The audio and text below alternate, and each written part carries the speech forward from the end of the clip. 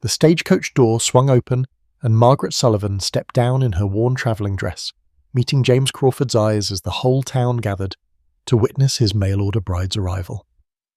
"Mr. Crawford," she said, voice steady despite her trembling hands, "I must confess something before we proceed. I'm not the virgin bride you paid for." The silence stretched like pulled taffy until his weathered face softened into something that made every unmarried woman within earshot lean forward. "Ma'am," he said quietly, tipping his hat, "I didn't pay for your past. I paid for our future." The autumn wind kicked up dust devils along Main Street as Margaret's words hung in the air like gun smoke, and for a heartbeat the entire population of Redemption Creek seemed to hold its breath as one living thing. The whispers started at the edges of the crowd, rolling inward, like a wave gathering strength, and Margaret could hear the fragments of judgment carried on the October breeze. Widow, they said, and scandal, and Kansas City, and ran away. And the words cut into her as surely as any blade because she had heard them all before in another town under different skies, but with the same sharp edges of condemnation. Her hands trembled at her sides despite her efforts to still them, and she was acutely aware of Thomas still hidden in the stagecoach behind her, his small face surely pressed against the window glass, watching his mother face yet another moment of public shame. She had promised him this would be different, that Wyoming would offer them a fresh beginning where the past could not reach them. But already she felt the familiar weight of other people's disapproval settling onto her shoulders like a yoke. James Crawford stood before her, tall and weathered as the mountains that ring the valley, his face unreadable in that first terrible moment after her confession. Margaret forced herself to meet his eyes, refusing to look away even as her heart hammered against her ribs, because whatever came next she would face it straight on, as she had learned to face all the hard things that life had thrown at her since she was 16 years old and foolish enough to believe in pretty promises. The silence stretched and stretched until Margaret thought she might shatter from the tension of it, and then a voice cut through the quiet like an axe through kindling. Mrs. Henrietta Pierce stepped forward from the crowd, her considerable bulk draped in expensive black bombazine that marked her as the wealthiest widow in Redemption Creek and therefore its self-appointed moral guardian. She was perhaps 50 years old, with a face that might have been handsome once before bitterness had carved deep lines around her mouth, and her eyes held the particular gleam of someone who found deep satisfaction in the failures of others. "Mr. Crawford," she said, her voice pitched to carry to every ear on the street, "surely you cannot proceed with this arrangement now that the woman has revealed her unsuitability." Margaret felt the words land like blows, each one precisely aimed to wound, and she saw several other women nodding in agreement, their faces set in expressions of righteous judgment. Mrs. Pierce continued, her momentum building like a preacher finding his rhythm. "A decent woman does not arrive with such secrets, does not bring scandal to our community, does not presume to enter a respectable household with a past that clearly marks her as unworthy of the position she seeks." Margaret wanted to defend herself, to explain that her past was not what they imagined, that being a widow was not a moral failing, that loving the wrong man at 16 should not condemn her forever. But the words stuck in her throat because she had tried to explain before in other places, and had learned that people who wanted to believe the worst would twist any defense into further evidence of guilt. Stay with me, friends, and comment your city below. I'm sharing this story from Denver, Colorado. Subscribe to my channel, and let's see how far our story travels today. She felt tears burning behind her eyes and blinked them back furiously, because she would not give these strangers the satisfaction of seeing her cry. The crowd pressed closer, sensing drama, and Margaret could see the calculation in their faces as they weighed her worn dress and travel-stained appearance against James Crawford's prosperous ranch and respected position in the community. She had been weighed and measured and found wanting so many times before that she recognized the process, and her heart began to sink with the terrible familiar knowledge that she would need to climb back into that stagecoach and figure out where to go next with the few coins remaining in her reticule. But then James moved and everything changed. He stepped forward and offered Margaret his arm with the same courtesy he might have shown the finest lady in Wyoming Territory, and his voice when he spoke was quiet but carried a weight that silenced every whisper. "Ma'am," he said directly to Margaret, ignoring Mrs. Pierce entirely, "my ranch needs a woman who knows hardship, not fairy tales." Margaret stared at him, unable to quite believe what she was hearing, and his eyes held steady on hers with something that looked almost like understanding. Mrs. Pierce sputtered, clearly unused to being dismissed, and her face flushed an unbecoming shade of crimson. "Mr. Crawford," she tried again, "you cannot seriously intend to bring this woman into your home, to expose your daughter to such an influence, to bind yourself legally to someone of questionable character and admitted impurity." James finally turned to look at Mrs. Pierce, and his expression held a patience worn thin. "Mrs. Pierce," he said evenly, "I appreciate your concern for my welfare, but my decisions regarding my household are my own to make. The woman standing before me has had the courage to be honest about her circumstances, which is more than can be said for some who hide their judgments behind false piety." The words landed like stones thrown into still water, rippling outward through the crowd, and several people shifted uncomfortably, because everyone knew that Mrs. Pierce's own past was not quite as spotless as she pretended. Margaret felt something loosen in her chest, not quite hope, but perhaps the absence of total despair, and when James gestured toward his arm, again she took it with fingers that still shook but no longer from fear alone. The solid warmth of his arm beneath her hand felt like the first steady thing she had touched in months, and she drew in a breath that tasted of dust and distance and possibility. James looked toward the stagecoach where Thomas's face was indeed pressed against the window, his 8-year-old eyes wide with worry. "Son," James called out, his voice gentling, "you can come out now." Thomas hesitated, looking to his mother for permission, and Margaret nodded even as her throat tightened with emotion at seeing her boy's uncertainty. Thomas climbed down from the stagecoach with the peculiar caution of a child who has learned that the world can be unkind, and he moved to stand close to Margaret's side, one small hand gripping her skirt. James knelt down, bringing himself to Thomas's eye level, and held out his hand. "I'm James Crawford," he said simply, "and I'm pleased to meet you, Thomas. Your mother has told me about you in her letters, and I'm looking forward to having you at the ranch." Thomas looked at the offered hand, then up at his mother again, and Margaret could see him processing this unexpected kindness from a man he had been taught to view with suspicion. Thomas's own father had been all charm and cruelty by turns, and the boy had learned to flinch from adult attention. But something in James's steady gaze and patient posture must have reassured him, because Thomas slowly extended his own hand and allowed James to shake it with the same seriousness he might show a grown man. The gesture was so simple and yet so profound that Margaret felt tears threaten again. But this time they were not tears of shame. Around them the crowd began to disperse, some with disappointed faces at being denied a more dramatic confrontation, others with thoughtful expressions as they reassessed the situation. Mrs. Pierce remained frozen in place, her face now pale with suppressed rage, and she looked between James and Margaret with eyes that promised this was not over. "You will regret this decision, Mr. Crawford," she said coldly, "and the entire town will witness your mistake."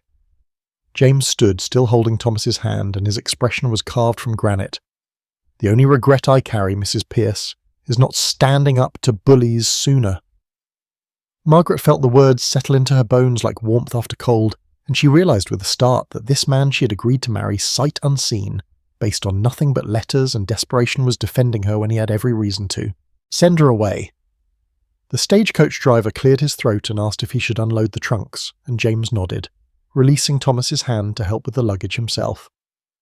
Margaret watched him lift her battered trunk as though it weighed nothing, saw the easy strength in his movements and the set of his shoulders that spoke of a man comfortable with hard work. The trunk contained everything she owned in the world, every possession reduced to what could fit in that single scarred container, and James handled it with a care that suggested he understood its significance. Thomas stuck close to Margaret's side, his small face turned upward to watch James with an expression caught between hope and habitual wariness. The last of the crowd melted away toward their own concerns, leaving only a few curious stragglers and Mrs. Pierce, who finally turned on her heel and marched toward the general store with her spine rigid as a poker. Margaret drew in another breath of the clean Wyoming air and looked around at this town that would be her home, at the weathered storefronts and dusty street and mountains rising in the distance like ancient sentinels. It was not what she had imagined, this reception, but then nothing in her life had gone according to imagination. James finished securing the trunk in his wagon and turned back to Margaret and Thomas with an expression that might have been the ghost of a smile. "The ranch is about 7 miles out," he said, "and the sun will be setting soon, so we should make our way." Margaret nodded, and allowed him to hand her up onto the wagon seat with a courtesy that felt foreign after years of being treated as less than respectable. Thomas scrambled up beside her, pressing close to her side, and James swung up onto the driver's side with easy grace.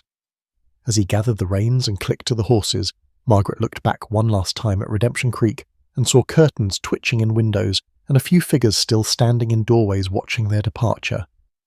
She had arrived in this town expecting judgment and had received it in full measure, but she had also received something unexpected in the form of a man who chose to see her as worthy despite the condemnation of others. The wagon rolled forward, wheels creaking, and Margaret felt the town falling away behind them as they headed toward the open country and whatever future awaited at the Crawford Ranch. The wagon wheels creaked a steady rhythm as they left Redemption Creek behind, and for the first mile nobody spoke, as if they all needed time to absorb what had just happened in front of half the town. Margaret sat rigidly on the hard wooden seat, her hands folded tightly in her lap, and tried to organize her thoughts into something coherent, because she knew she owed this man more than the bare confession she had offered in the street. Thomas pressed against her side, his small body warm and trusting, and she could feel his eyes moving between her face and James's as he tried to understand the strange new world they had entered.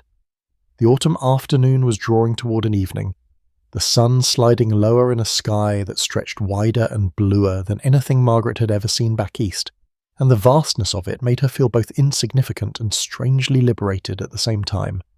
James handled the reins with easy competence, his hand steady and sure, and Margaret found herself watching those hands and wondering what kind of man she had truly agreed to marry. The horses moved at a steady walk, their hooves raising small clouds of dust that hung golden in the slanting light, and the only sounds were the creak of leather and wood, the jingle of harness, and the eternal wind that seemed to blow across Wyoming without ceasing. Margaret knew she should speak, should explain, should fill in the gaps that her public confession had left gaping, but the words felt too heavy to lift from her chest, where they had been locked away for so long. She had learned in the years since her first husband's death that silence was often safer than speech, that revealing too much invited judgment or worse, and the habit of keeping her own counsel was hard to break even when she knew it needed breaking. James finally spoke, his voice quiet enough not to startle but clear enough to carry over the wind.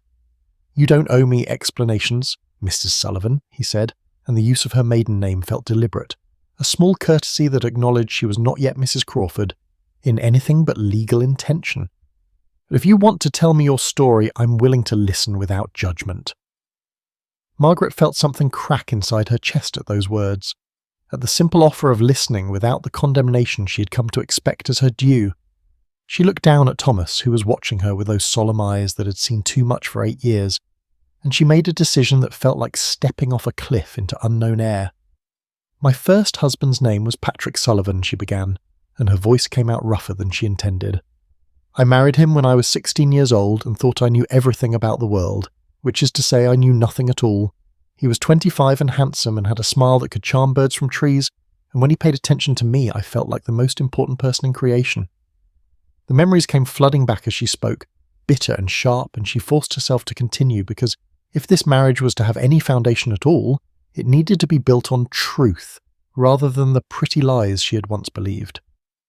"Patrick was a gambler," she said, "which I did not fully understand when I married him, because he made it sound romantic and exciting, like he was living by his wits and courage rather than by cards and dice and other men's foolishness. We moved from town to town, staying in boarding houses or rented rooms, and for the first year I thought we were having an adventure. Then I realized we were running, always one step ahead of debts or angry men who claimed Patrick had cheated them, and the adventure turned into a nightmare I could not wake from." Thomas shifted against her side, and Margaret put her arm around him instinctively, drawing comfort from his solid presence. "By the time I realized I was carrying Thomas," she continued, "we were in Kansas City, and Patrick's luck had turned thoroughly bad. He owed money to men who did not accept excuses, and he started drinking more and gambling more desperately, trying to win back what he had lost and losing more in the process. I tried to make him stop, tried to make him see that we needed to settle somewhere and find honest work, but he would not listen or could not listen, and I was trapped because I was his wife and had nowhere else to go." The words were coming faster now, years of silence breaking like a dam, and Margaret could not have stopped if she had wanted to. "Thomas was 6 months old when Patrick was shot in a saloon," she said flatly. 2 men claimed he had been dealing from the bottom of the deck, and when Patrick pulled a derringer, they shot him 3 times. He died before the doctor could arrive, and suddenly I was a widow with an infant and no money, and a room full of belongings that barely sold for enough to pay the funeral expenses. Grief had been complicated, a twisted mix of relief and shame and genuine sorrow for the boy Patrick had been before gambling had eaten away everything good in him. I found work as a laundress, Margaret continued, because it was the only work available to a woman with no skills and a baby to care for. I washed other people's clothes in boiling water until my hands cracked and bled, and I took in mending at night by candlelight, and somehow Thomas and I survived. We lived in a boarding house that was barely better than a tenement, sharing one room with walls so thin I could hear every word of every argument and every moment of every kind of human misery you can imagine. Thomas grew despite everything, strong and smart, and I knew I had to find a way to give him a better life than Kansas City could offer. She paused, gathering herself, and felt James's eyes on her, though he kept his attention mostly on the horses and the road ahead. I answered your advertisement because I was desperate, she admitted, which I suppose you have already guessed. But I want you to know that I did not lie in my letters except by omission. Everything I told you about myself was true as far as it went, and the only thing I left out was the full truth about my marriage and widowhood, because I was afraid no man would accept me if he knew the whole story. I was right to be afraid, as Mrs. Pierce made abundantly clear. But I could not stand before you and speak vows built on deception, so I told you the truth even knowing it might cost me everything. The silence that followed felt enormous, filling the space between them like something alive, and Margaret braced herself for judgment or rejection, or the cold politeness of a man who had been trapped by honour into accepting damaged goods. But James simply nodded slowly, his expression thoughtful rather than condemning, and when he spoke his voice held a quality she had not expected. "I appreciate your honesty," he said, "and I am sorry for the hardships you have endured. No woman should have to survive what you have survived, and no child should grow up seeing his mother work herself to exhaustion just to keep them fed and sheltered. You are brave to come west, brave to tell me the truth, and I want you to know that nothing you have said changes my willingness to proceed with our arrangement." Margaret felt tears sting her eyes, but blinked them back viciously because she had cried enough tears over the past and would not waste more on relief. Thomas had been listening to every word with the intense attention of a child who understands more than adults give him credit for, and now he spoke for the first time since leaving town. "Are you going to send us away, Mr. Crawford?" he asked, and his voice was small but steady. James looked down at the boy sitting between them, and his weathered face softened in a way that made him look younger and less worn. "No, son," he said gently. "You and your mother are welcome at my ranch for as long as you choose to stay, and I hope that will be for a good long while." Thomas absorbed this with the careful consideration of someone who had learned not to trust easy promises, but Margaret could see some of the tension leave his small shoulders. The wagon rolled on through landscape that was opening up around them, the scrubland and scattered buildings of town giving way to vast stretches of grassland that rippled like water in the wind. The mountains that had seemed distant from town now loomed larger, their peaks already touched with snow that gleamed white against the darkening blue of the sky. Margaret had never seen so much open space, so much emptiness that was somehow full of a wild beauty that made her chest ache. In Kansas City, the buildings had pressed close and the sky had been a distant strip between rooftops, but here the world seemed to stretch forever in all directions, and she felt both terrified and exhilarated by the sheer scale of it. James cleared his throat and shifted the reins slightly, and Margaret realised he was preparing to speak again. "Since we are being honest with each other," he said, "I should tell you my own story so you know what kind of household you are entering." Margaret turned to look at him more fully, surprised because she had assumed men like him did not offer their histories so freely. "I was engaged once," James began, "to a woman named Victoria Hartwell from back east. She was educated and refined and everything a man was supposed to want in a wife, or so I thought it at the time. We met when I was 27 and still learning the ranch from my father, and Victoria was visiting relatives in Cheyenne for the summer. She found the West fascinating in the way people do when they are tourists rather than residents, and I was fool enough to think her fascination would last beyond the picturesque sunsets and carefully chaperoned rides." His voice held a note of old bitterness carefully controlled, and Margaret found herself leaning slightly forward to catch every word.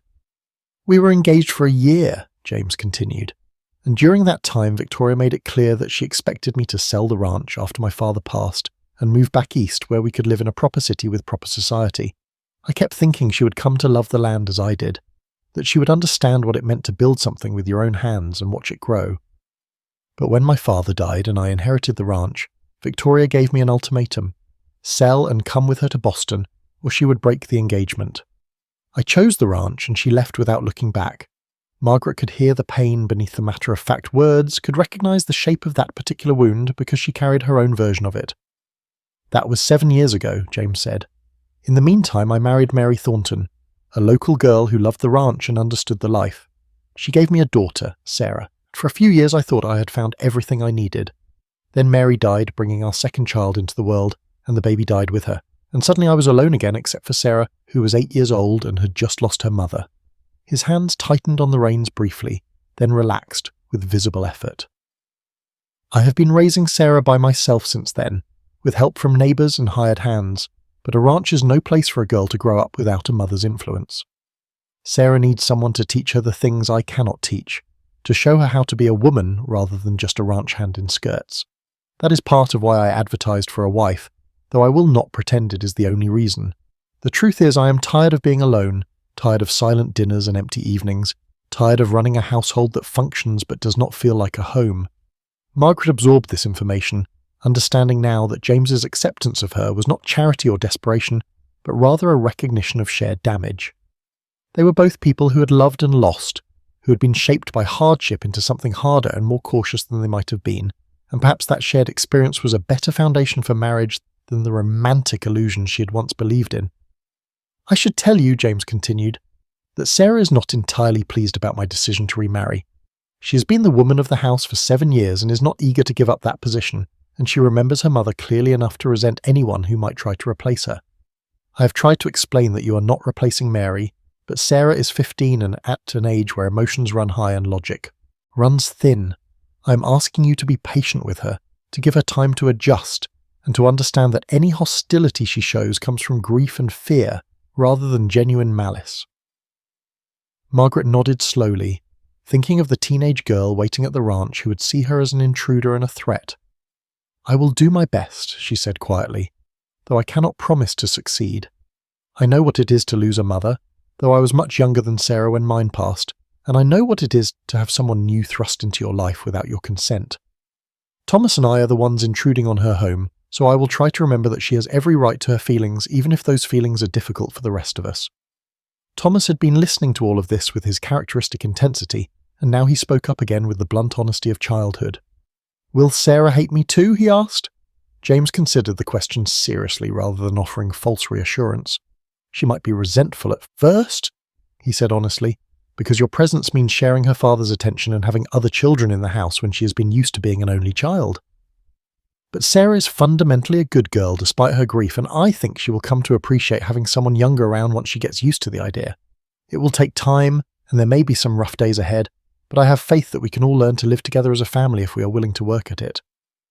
Margaret looked at this man who was being so honest about his flaws and his daughter's likely resistance, and she felt something shift in her perception of him. He was not the stern stranger she had half expected based on his brief letters, nor was he the desperate fool Mrs. Pierce had implied he must be to accept a tainted woman. Instead, he was simply a man who had been battered by loss, and was trying to build something new from the wreckage, just as she was, and that shared understanding felt like the first real connection between them. The sun was sinking lower now, painting the grasslands in shades of gold and amber, and the mountains had turned purple with shadow. The air was growing colder as evening approached, and Margaret could smell the clean scent of sage and grass and distance that was so different from the coal smoke and garbage and human density of Kansas City. Thomas had grown quiet, leaning against her with the boneless exhaustion of a child who had experienced too much emotion in one day, and Margaret wrapped her arm around him more securely. "How much farther?" she asked James. "About 2 more miles," he replied, and pointed ahead to where a line of cottonwood trees marked what must be a creek. The ranch buildings are just beyond that rise. Margaret followed his gesture and saw the trees and the slight swell of land beyond, and her stomach tightened with nervous anticipation. In a few minutes she would meet Sarah, would see the house that was supposed to become her home, would begin the reality of this marriage she had agreed to, based on nothing but letters and necessity. "Are you having second thoughts?" James asked quietly, and she realized he had been watching her face. Yes, she admitted, because lying seemed pointless after everything they'd shared. But I had second thoughts in Kansas City too, and third thoughts and fourth thoughts, and in the end I got on that stagecoach anyway because staying was not an option, and going forward was the only choice left. So I will keep going forward and hope that it leads somewhere better than where I have been. James nodded, as if this made perfect sense to him. That is all any of us can do, he said. Keep moving forward and hope the next mile is better than the last. The wagon crested the small rise, and the Crawford ranch came into view below them, and Margaret caught her breath at the sight of it spread out in the valley, like something from a painting, the house and barn and outbuildings arranged with the kind of order that spoke of careful planning and hard work sustained over years. The ranch house stood solid and square against the darkening sky, built from timber and stone with the kind of sturdy craftsmanship that spoke of permanence and careful attention, but even from a distance Margaret could sense something missing from it, some quality of warmth or welcome that should have emanated from a home but did not. The building was well maintained with a good roof and straight walls and a porch that wrapped around two sides, yet it had the feel of a structure rather than a dwelling, a place where people existed but did not truly live. As the wagon drew closer, Margaret could make out more details, the neatly stacked woodpile beside the house, the barn that showed recent repairs, the chicken coop and smokehouse and all the outbuildings that marked a prosperous working ranch. And she felt a flutter of something that might have been hope, because at least James Crawford was clearly a man who took care of what belonged to him. Thomas had perked up at the sight of the buildings, his 8-year-old eyes taking in the horses visible in the corral, and the vastness of the land stretching away in all directions, and Margaret could see the beginning of cautious excitement on his face despite his habitual wariness. But then Margaret saw the figure standing on the porch, arms crossed, and all her tentative hope crashed against the reality of Sarah Crawford's obvious hostility. The girl was tall for 15, almost woman height, but still carrying the gangly awkwardness of someone caught between childhood and maturity, with dark hair pulled back severely, and her father's grey eyes that were currently as cold as winter stone. She wore a simple calico dress that had been mended more than once, and boots that had clearly seen hard use, and everything about her posture screamed rejection and defiance. Margaret felt her stomach sink because she had known this moment was coming, had been warned by James during their ride, but knowing about resistance and facing it directly were two entirely different experiences. James pulled the wagon to a stop in front of the house and set the brake, with movements that had gone suddenly careful, and Margaret could see the tension in his shoulders as he prepared to navigate the treacherous waters between his daughter and his new wife. "Sarah," he called out, his voice carrying a note of forced cheerfulness that fooled no one. "Come meet Mrs. Sullivan and her son Thomas." Sarah did not move from her position on the porch, did not uncross her arms or soften her expression, and when she spoke her voice was flat and hard despite her youth. "Another one trying to replace my mama," she said, and the words landed like stones thrown with deliberate aim. "I thought you learned your lesson after the last two women came out from town making eyes at you and talking about fixing up the house, but I guess some men never learn." Margaret felt the words hit her chest even though they were not entirely directed at her, felt the depth of pain and fear behind Sarah's anger, and she understood with sudden clarity that this girl had been abandoned too many times by death and circumstance to trust easily. James's face darkened, and he climbed down from the wagon with movements that had gone stiff with controlled anger. "Sarah Crawford," he said sharply, "that is no way to speak to a guest in our home, and you will apologize immediately." But Margaret found herself speaking before Sarah could respond or refuse, her voice quiet but clear in the evening air. "No," she said, and both James and Sarah turned to look at her with identical expressions of surprise. "She does not need to apologize for speaking her truth, and I would rather have honest hostility than false courtesy." Margaret climbed down from the wagon without waiting for James to help her, needing to meet Sarah on equal ground rather than accepting assistance that might make her seem weak or dependent, and she walked toward the porch with her head up and her shoulders back despite the fear churning in her stomach. Thomas followed close behind, one small hand gripping the fabric of her skirt, and Margaret could feel his tension matching her own. She stopped at the bottom of the porch steps, close enough to see the tears Sarah was fighting back behind her anger, close enough to see that the girl's rigid posture was as much about holding herself together as it was about keeping others out. "I am not here to replace your mother," Margaret said directly to Sarah, meeting those cold grey eyes without flinching. "I cannot replace her because I did not know her, and because no person can truly replace another in someone's heart. I am here because your father and I both need a fresh start, because my son needs a safe home, and your father needs help running his household, and because sometimes practical arrangements are more honest than romantic ones. Sarah's jaw tightened, and for a moment Margaret thought the girl might simply turn and walk into the house, slamming the door behind her in ultimate rejection. But something in Margaret's blunt honesty seemed to catch Sarah off guard, seemed to penetrate the armour of her anger just enough to create a hairline crack. "You say that now," Sarah said, her voice shaking slightly, "but you will want to change things and make this house yours and push out all the memories of my mama until it is like she was never here at all. That is what the others wanted, to erase her and pretend they had always been the woman of this house." Margaret shook her head slowly, understanding now the source of Sarah's fierce resistance. "I have no desire to erase your mother's memory," she said quietly. "My own mother died when I was young, and I know what it is to have someone try to fill that empty space as if the person who left it did not matter. I will not do that to you, Sarah. This was your mother's home, and it will always carry her presence, and I will not try to change that. What I will try to do is make a place for myself and Thomas alongside that presence, not instead of it." James was watching this exchange with an expression that mixed hope and worry, clearly wanting to intervene but recognizing that this was a conversation that needed to happen between the two women without his interference. Thomas pressed closer to Margaret's side, his eyes wide as he watched Sarah with the fascination of someone encountering a new and potentially dangerous creature. The wind picked up, rustling through the cottonwood trees and bringing with it the smell of approaching night. And somewhere in the distance a coyote called with that wavering cry that sounded like loneliness made audible. Sarah stood utterly still for a long moment, her face working through emotions too complex for her 15 years, and then she uncrossed her arms with a movement that looked like surrender, or perhaps just exhaustion. "I suppose you will be staying whether I want you to or not," she said finally, her voice still hard but no longer quite so hostile. "My father has made his decision and I have no say in the matter, so there is no point in me standing out here arguing about it." Margaret recognised the small concession for what it was, not acceptance but a willingness to tolerate, and she decided not to push for more. "Thank you," she said simply.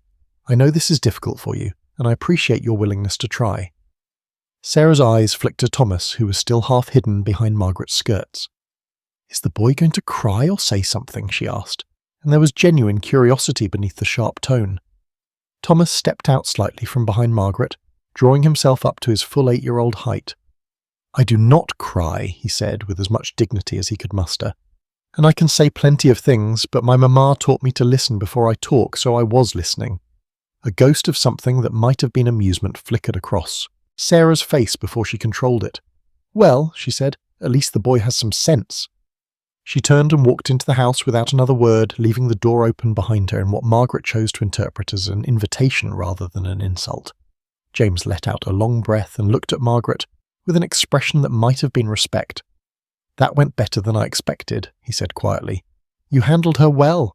"I did not handle her at all," Margaret replied, watching the open doorway where Sarah had disappeared. "I simply told her the truth, which is all I know how to do anymore. Pretty lies are what got me into trouble in the first place, so I have given them up in favour of ugly honesty." James nodded and moved to help unload the trunk from the wagon, and Margaret took Thomas's hand and climbed the porch steps into what was now supposed to be her home. The interior of the house hit her immediately with its contradictions.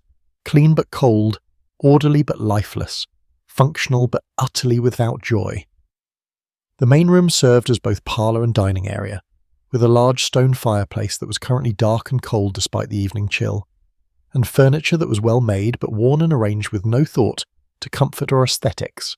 A long table dominated one side of the room, its surface scarred from years of use but scrubbed clean, and chairs that did not quite match stood around it in military precision.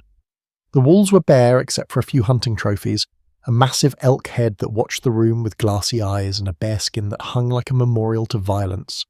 There were no curtains on the windows, no rugs on the floor, no photographs or paintings or any of the small touches that made a house feel like a home rather than a way station. Margaret could see into the kitchen through an open doorway, and it too was clean but stark, with pots and pans hanging from hooks and shelves lined with supplies, but nothing that spoke of care or attention beyond mere function. Sarah had disappeared into what must be her room, and Margaret could hear the solid thunk of a door closing with more force than necessary. Thomas pressed against Margaret's side, his earlier excitement dampened by the house's unwelcoming atmosphere, and she could feel him trembling slightly, though whether from cold or fear or simple exhaustion she could not tell. James carried the trunk inside and set it down with a heavy thump, then stood looking around his own home as if seeing it through Margaret's eyes and finding it wanting. "I know it is not much," he said awkwardly, and his voice held a note of embarrassment that made Margaret's heart soften slightly toward him. "Mary always kept it warmer somehow, with flowers and such, but after she died I did not have the time or the knowledge to maintain those touches. Sarah tries, but she is still learning and has her hands full with other chores." "It is clean," Margaret said, which was true even if it was also damning with faint praise. "That is more than many houses can claim, and clean is a foundation that other things can be built upon." She moved further into the room, taking in the details, the way dust had settled in corners despite regular sweeping, the way the furniture was positioned for function rather than conversation, the way the whole space felt like it was holding its breath, waiting for life to return. Thomas let go of her skirt and moved toward the fireplace, his small hands reaching towards the cold stones as if he could warm himself on the memory of fires past. "Can we have a fire?" he asked in a small voice. "It is getting cold." "Of course," James said, moving immediately toward the wood box. "I should have had one going already, but I was not thinking clearly." He began building a fire with practiced efficiency, and Margaret watched his hands arrange kindling and wood with the same competence he had shown handling the horses. There was something reassuring about his capability, about the way he knew how to do the practical things that kept life functioning, even if he did not know how to make a house feel like a home. Margaret untied her bonnet and looked around for somewhere to hang it, finally settling on a peg by the door that held what must be James's work coat and hat. "I should start supper," she said, because saying something felt better than standing uselessly in the centre of the room. "If you show me where things are kept, I can manage." James looked up from the fire he was coaxing to life. "Sarah usually handles the cooking," he started, but Margaret shook her head. "Sarah has had enough demanded of her today without adding me to her duties," Margaret said firmly. "I am here to help, not to create more work for a 15-year-old girl who already resents my presence." "The kitchen is through there," James gestured, "and there is salt pork in the cold cellar, potatoes in the bin, flour and such in the pantry. I shot a deer 2 days ago and there is venison in the smokehouse if you prefer fresh meat." Margaret nodded and moved toward the kitchen with Thomas trailing behind her, and she heard James call after her. "Margaret!" She turned back and saw him standing beside the now crackling fire, his weathered face lit by the growing flames. "Thank you," he said simply, "for giving Sarah the truth instead of false promises. It is more than she has had from anyone in a long while." Margaret did not know how to respond to that, so she simply nodded again and continued into the kitchen. The space was larger than she had expected, with a good stove and adequate workspace, but like the rest of the house it felt abandoned despite being used, as if the heart had gone out of it years ago and never returned. Thomas climbed onto a stool and watched as Margaret explored cupboards and drawers, finding things mostly where she expected them to be because kitchens followed certain logical patterns regardless of who organised them. She found an apron hanging on a hook, worn thin in places but clean, and tied it around her waist with fingers that had finally stopped trembling. This she knew how to do. This practical work of preparing food and creating warmth from raw ingredients, and the familiar tasks helped settle her racing thoughts. As she worked, peeling potatoes and slicing salt pork and mixing biscuit dough, she could hear the low murmur of James's voice from the main room talking to someone, and after a moment she realised Sarah must have emerged from her room. The words were too quiet to make out, but the rhythm was soothing. The back and forth of father and daughter navigating difficult waters together, and Margaret felt like an intruder listening to their private moment. Thomas had grown quiet on his stool, his chin propped on his hands as he watched her, with eyes that were drooping despite his best efforts to stay alert. "It has been a long day," Margaret said gently. "Are you hungry or tired?" "Both," Thomas admitted. "Can I sleep soon?" "Soon," Margaret promised. "After supper and after we figure out where we will be sleeping." The question of sleeping arrangements had been hovering at the edge of her mind all day, unspoken but urgent, because she and James had never discussed the physical realities of their marriage beyond the legal formalities. She assumed he would not expect her to share his bed immediately, not after knowing her less than a day, but assumptions were dangerous things, as she had learned painfully. The smell of cooking began to fill the kitchen and drift into the main room, salt pork sizzling and biscuits rising and the homely scent of potatoes boiling in salted water. And Margaret felt some of her tension ease, because at least she could do this one thing competently.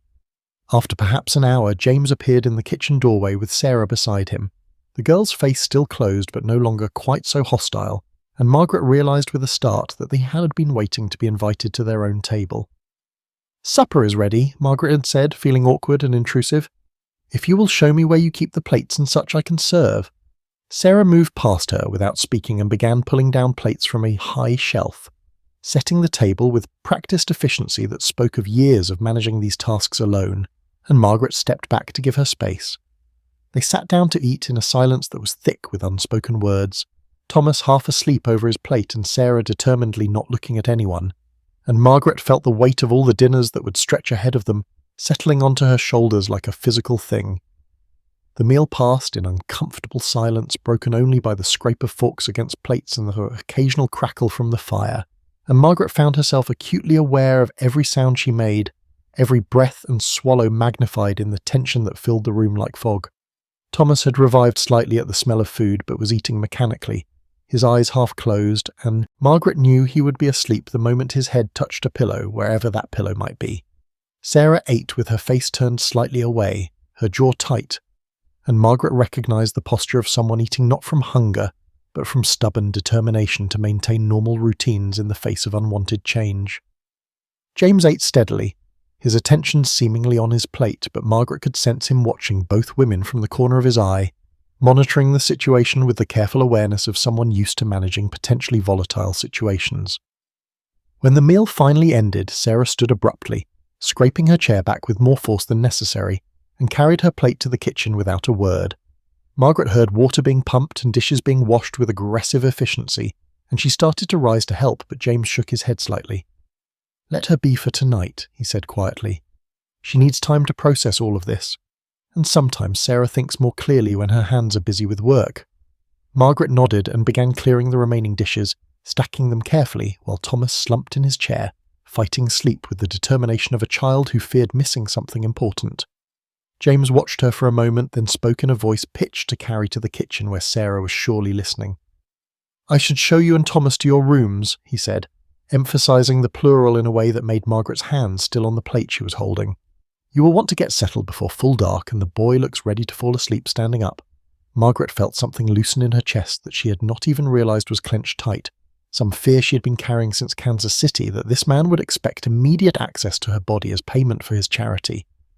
Her first husband had taken what he wanted when he wanted it with no concern for her comfort or consent, and she had learned to endure rather than enjoy, to disconnect her mind from her body during those times when Patrick's needs overrode all other considerations. The thought that James might expect the same had been a cold stone in her stomach all day, unspoken but heavy, and now he was casually dismantling that fear with a simple statement about separate rooms. She looked at him across the table, this weathered stranger who was treating her with more consideration than her own husband ever had, and felt a complicated swirl of gratitude and confusion and cautious hope. "Thank you," she managed, her voice coming out rougher than intended. "That is very considerate." James stood and picked up the lamp from the table, gesturing toward a hallway that led off the main room. "It is only practical," he said matter-of-factly. "We are strangers who have agreed to a legal arrangement, not a love match, and I see no reason to complicate matters by rushing into intimacy neither of us is ready for. When and if that changes, we can discuss it like adults, but until then we will maintain separate quarters and separate lives in that regard." Margaret followed him down the hallway with Thomas stumbling along beside her, one small hand gripped tight in hers, and she felt like she had stepped into some alternate reality where men actually meant what they said and respected boundaries without needing to be forced. The hallway was narrow and dim, lit only by the lamp James carried, and Margaret could see 3 doors leading off it, plus one at the end that must lead outside or to a back porch. James opened the first door on the left and held the lamp high so she could see inside. "This was Mary's sewing room," he said, and his voice went carefully neutral on his late wife's name.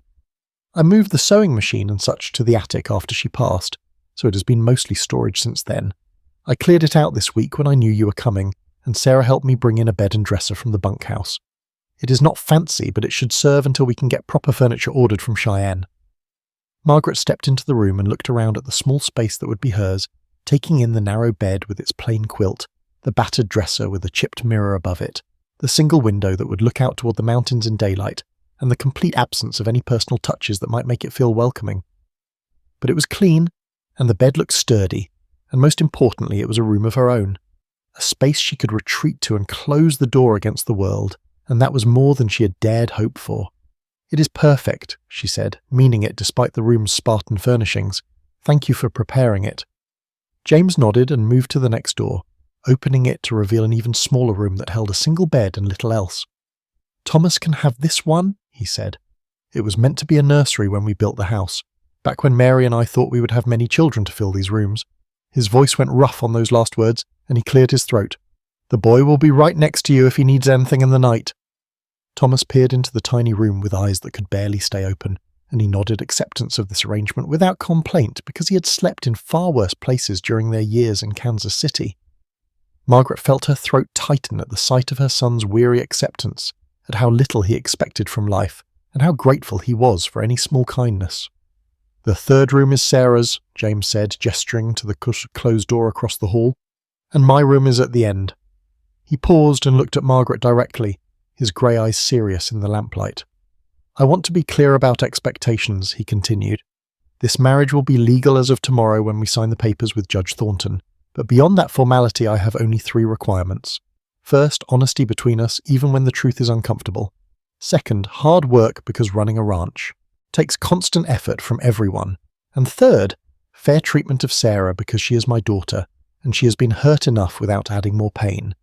Everything else we can figure out as we go, but those 3 things are not negotiable." Margaret met his gaze and nodded slowly. "I can agree to those terms," she said. "And I have my own requirement in return." James raised an eyebrow, waiting. "Thomas comes first in my considerations. Always," she said firmly. "I will work hard and I will be honest and I will do my best with Sarah, but if there ever comes a conflict between what is best for my son and what is best for this household, Thomas wins. I need you to understand that and accept it, because I will not compromise on his welfare for anything or anyone." James studied her for a long moment, then nodded with what looked like respect. "I would expect nothing less from a good mother," he said. "And I will tell you now that if anyone on this ranch or in that town tries to mistreat Thomas because of circumstances beyond his control, they will answer to me personally. Is that acceptable?" Margaret felt tears threaten again and blinked them back. "Yes," she whispered, "that is acceptable." The moment stretched between them, heavy with the weight of promises being made and boundaries being established, and then James stepped back and gestured toward the rooms. "I will leave you to get settled then," he said. "There is water in the pitcher in your room and chamber pots under the beds. The privy is out back if you need it, and there is a lamp on your dresser with matches beside it. I have evening chores to finish in the barn, so I will be out for another hour or so, but Sarah is here if you need anything." He handed Margaret the lamp he had been carrying and turned to go, then paused. "Tomorrow we will ride into town to see Judge Thornton and make this official," he said. "We can leave after breakfast if that suits you." Margaret nodded, still processing everything that had happened in the last few minutes, and watched as James walked back down the hallway toward the main room, his boots heavy on the wooden floor. She heard him speak briefly to Sarah, heard the front door open and close, and then there was silence except for the settling sounds of the house and the distant call of night birds. Thomas tugged on her skirt. "Mamma," he whispered, "I need to sleep now." "Of course, baby," Margaret said, using the endearment she rarely allowed herself because Thomas hated being treated like a baby. "Let us get you ready for bed." She helped him into the tiny room and pulled back the quilt, revealing sheets that were clean but rough from years of washing. Thomas sat on the edge of the bed and fumbled with his boots, his fingers clumsy with exhaustion, and Margaret knelt to help him unlace them. Within minutes he was under the covers, his eyes already closing, and Margaret bent to kiss his forehead. "Are we safe here, Mamma?" he asked, his voice barely audible. "I think so," Margaret answered. "Honestly, I think Mr. Crawford is a good man, and I think this place might be a new start for us if we are willing to work for it." Thomas nodded against the pillow, accepting this assessment, and then he was asleep, his breathing evening out into the deep rhythm of childhood rest. Margaret stood watching him for a long moment, this small person who was the only good thing to come from her disastrous first marriage, and she felt the fierce protective love that had sustained her through all the hard years. She would make this work, she promised herself silently. She would make this strange arrangement into something stable and safe for Thomas, whatever it took. Margaret moved to her own room and set the lamp on the dresser, then stood looking around at the space that was now hers. Her trunk sat in the corner where James must have placed it earlier, and she moved to open it, running her hands over her few possessions. 2 dresses besides the one she wore, both carefully mended, a shawl her mother had made before she died, Thomas's baby clothes that Margaret could not bring herself to discard, a wooden box containing the few letters James had written during their correspondence, careful and practical letters that had revealed little of the man but had been honest in their way, a small Bible with her mother's name inscribed inside, a daguerreotype of her parents taken before she was born, their faces solemn and young. These were the remains of her life, everything that had survived the wreckage of her first marriage and the poverty of her widowhood. And they looked pitifully small spread out in that strange room. She unpacked methodically, hanging her dresses in the small wardrobe and placing her undergarments in the dresser drawers, arranging her possessions with the care of someone who owned too little to be careless with anything. When everything was put away, she sat on the edge of the bed and let herself simply breathe for the first time all day. The house was quiet around her, Sarah presumably in her room and James still in the barn, and Margaret felt the strangeness of being in this place settle over her like a blanket. Tomorrow she would marry a man she barely knew in a town that had already judged her and found her wanting. She would become Margaret Crawford, leaving behind Margaret Sullivan and all that name represented, and she would begin the work of building a life from nothing but determination and desperation. The thought should have terrified her, but instead she felt only a deep weariness and a cautious hope that maybe, just maybe, this time things might be different. She rose and moved to the window, pushing aside the simple curtain to look out at the night. The sky was enormous, filled with more stars than she had ever seen in Kansas City, where smoke and light obscured the heavens, and the darkness beyond the ranch buildings stretched away forever. She could hear the wind moving through the grass, a sound like the ocean, though she had never seen the ocean, and somewhere in the distance a horse whinnied softly. The door to the house opened and closed, and she heard James's boots in the main room, heard him banking the fire and moving around with the efficiency of someone performing familiar tasks. Margaret found herself listening to these sounds with an attention that felt almost intrusive, learning the rhythms of this household through the small noises that revealed habits and patterns. She heard James walk down the hallway and pause outside her door, and she held her breath, wondering if he would knock. But after a moment, his footsteps continued to his own room at the end of the hall. She heard his door close quietly, heard the creak of his bed as he sat on it, and then silence settled over the house like snow. Margaret moved away from the window and began preparing for bed herself, washing her face in the cold water from the pitcher and braiding her hair with fingers that had finally stopped shaking. She blew out the lamp and climbed into bed, pulling the rough quilt up to her chin, and lay in the darkness listening to the unfamiliar sounds of this new place. Thomas's steady breathing came through the thin wall between their rooms, a comforting reminder that she was not entirely alone, and gradually Margaret felt her body begin to relax into the mattress despite the strangeness of everything. Tomorrow would bring its own challenges, she knew, but tonight she was safe and Thomas was safe and James Crawford had proven himself to be a man of unexpected integrity. It was enough for now to build on. She closed her eyes and let exhaustion pull her down into sleep, and if her dreams were troubled by the memories of the past and anxieties about the future, at least she was dreaming in a bed of her own in a house where she did not have to fear the man sleeping down the hall, and that was more than she had dared hope for when she stepped onto that stagecoach in Kansas City 3 days ago. The morning dawned cold and clear, frost coating the grass in crystalline patterns that sparkled in the early light, and Margaret woke to the unfamiliar sounds of a ranch coming to life around her, the lowing of cattle in the distance and the crow of a rooster and the creak of the windmill turning in the perpetual Wyoming wind. For a moment she lay disoriented in the narrow bed, her mind struggling to place where she was and why the room felt wrong, and then memory rushed back in a flood and she sat up abruptly, her heart pounding with the realization that today she would marry James Crawford and legally bind herself to this strange new life.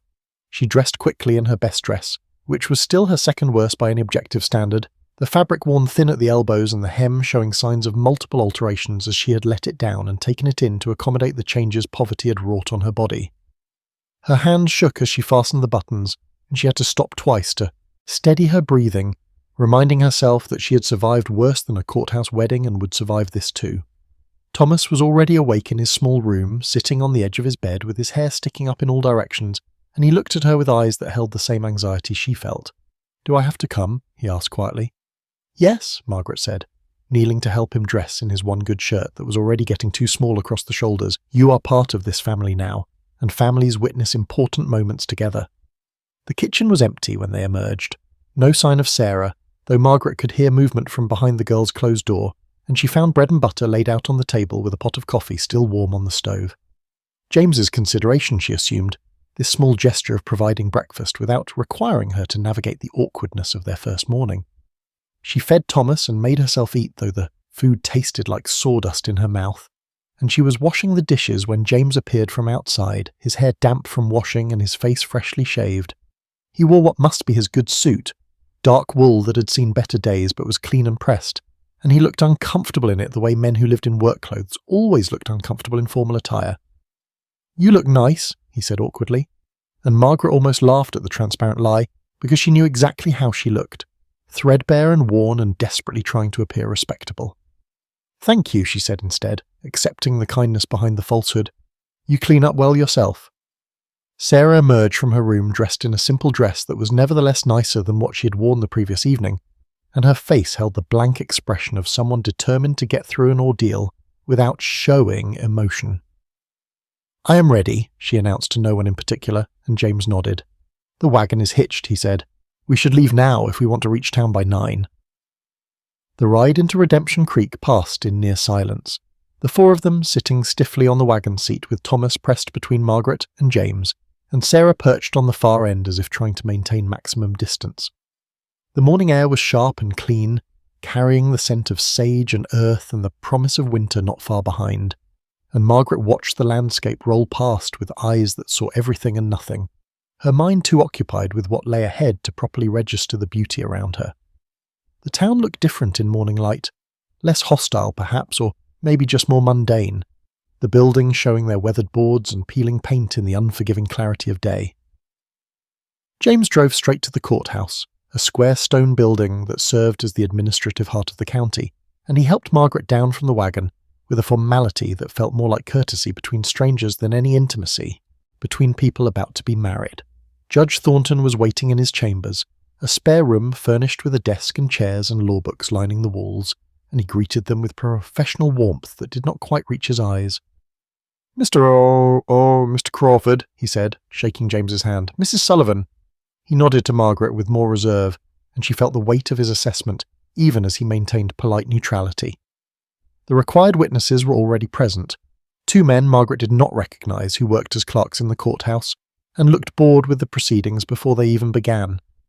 Judge Thornton gathered the papers and was beginning to explain the legal formalities when the door to the chambers opened and Mrs. Henrietta Pierce swept in like an avenging angel, her face flushed with exertion and triumph.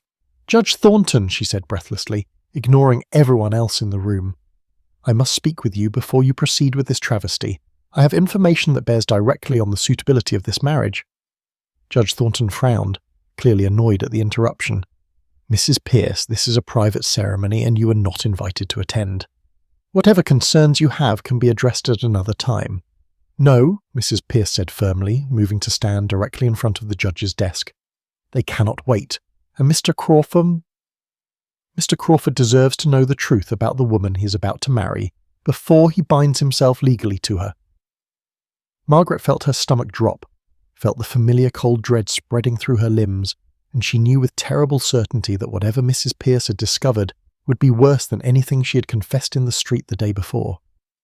James's hand found her elbow, a small steadying touch, but Margaret could not look at him, could not bear to see his face when Mrs. Pierce revealed whatever new scandal she had unearthed. Mrs. Pierce pulled a folded newspaper clipping from her reticule with the air of someone producing damning evidence, and she handed it to Judge Thornton with obvious satisfaction. "This article appeared in the Kansas City Register 2 years ago," she announced.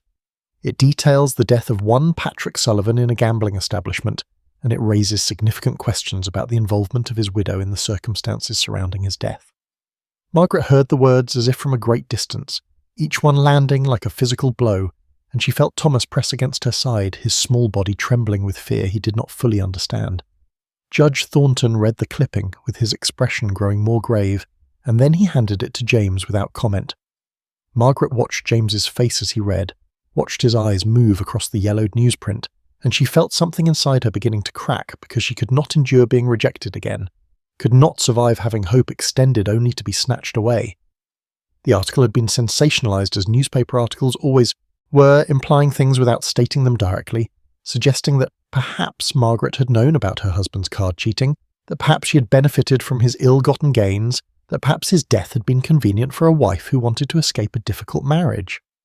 None of it was true, but truth mattered less than innuendo in the court of public opinion, and Margaret had learned that defending herself only made her look more guilty. James read slowly and carefully, his face giving nothing away, and the silence in the room stretched until Margaret thought she might scream just to break it. Mrs. Pearce stood with her arms crossed, watching James with the expression of someone who had just won a significant victory. "You see," she said, "this woman is not merely a widow of unfortunate circumstances. She is a woman whose husband died under suspicious conditions, a woman who may well have been complicit in his criminal activities, a woman who has come here seeking to trap a respectable man into supporting her and her child. She has no place in our community, and certainly no place as your wife, Mr. Crawford." Margaret forced herself to speak, her voice coming out steady despite the chaos inside her.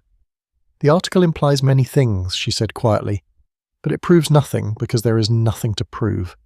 My husband was a cheat and a gambler, and he died because of his own choices, not because of anything I did or did not do. I was interviewed by the authorities in Kansas City, and they found no evidence of any wrongdoing on my part because there was no wrongdoing. But I cannot control what newspapers print or what people choose to believe." James finished reading and looked up, his grey eyes moving from Mrs. Pearce to Margaret and back again, and Margaret saw him weighing everything in the balance of his judgment. This is the moment, she thought. This is where he decides I am too much trouble, too tainted by scandal, too risky to take on despite his earlier words about not caring about my past. She braced herself for rejection, for the apology that would come before he backed out of this arrangement, for the necessity of gathering Thomas and figuring out where to go next with no money and no prospects. But James did not apologize. Instead, he took the newspaper clipping in both hands and crumpled it slowly and deliberately into a tight ball. His movements controlled, but his jaw set in a way that suggested tightly leashed anger. Then he looked directly at Mrs. Pearce, and his voice when he spoke was quiet but carried the weight of absolute finality. "My wife's past is her own business," he said. "Our marriage is mine. Your meddling is neither." Mrs. Pearce's face went white, then red, then white again, cycling through emotions too quickly to name. "Mr. Crawford," she sputtered, "you cannot possibly still intend to proceed after seeing this evidence of her questionable character." "I can and I will," James said flatly. "Margaret has been honest with me about her circumstances from the beginning, and I have made my decision based on that honesty. What some newspaper chose to print 2 years ago in a city 500 miles away has no bearing on the woman standing before me now, or on my intention to marry her." Judge Thornton cleared his throat, and Margaret saw what might have been approval in his expression. "Mrs. Pearce," he said firmly, "you have made your objections known, and Mr. Crawford has responded to them. Unless you have some legal grounds to prevent this marriage, I must ask you to leave my chambers so we can proceed." "Legal grounds," Mrs. Pearce repeated, her voice rising. "What about moral grounds? What about the corruption of innocent Sarah Crawford by exposing her to such an influence? What about the reputation of this entire town when word spreads that we allowed such a woman to marry into one of our most respected families?" James took a step toward Mrs. Pearce, and something in his posture made her step back involuntarily. "My daughter is my concern, not yours," he said, his voice dropping to a dangerous quiet. "And as for the town's reputation, I suggest you worry more about your own behavior than about my choice of wife.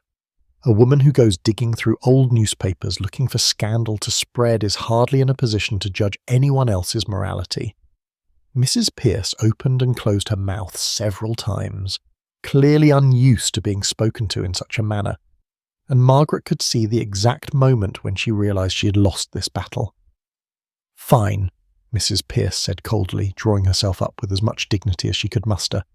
"Proceed with this mockery of a marriage if you insist, but do not expect the decent people of this community to welcome her or to forget what she is."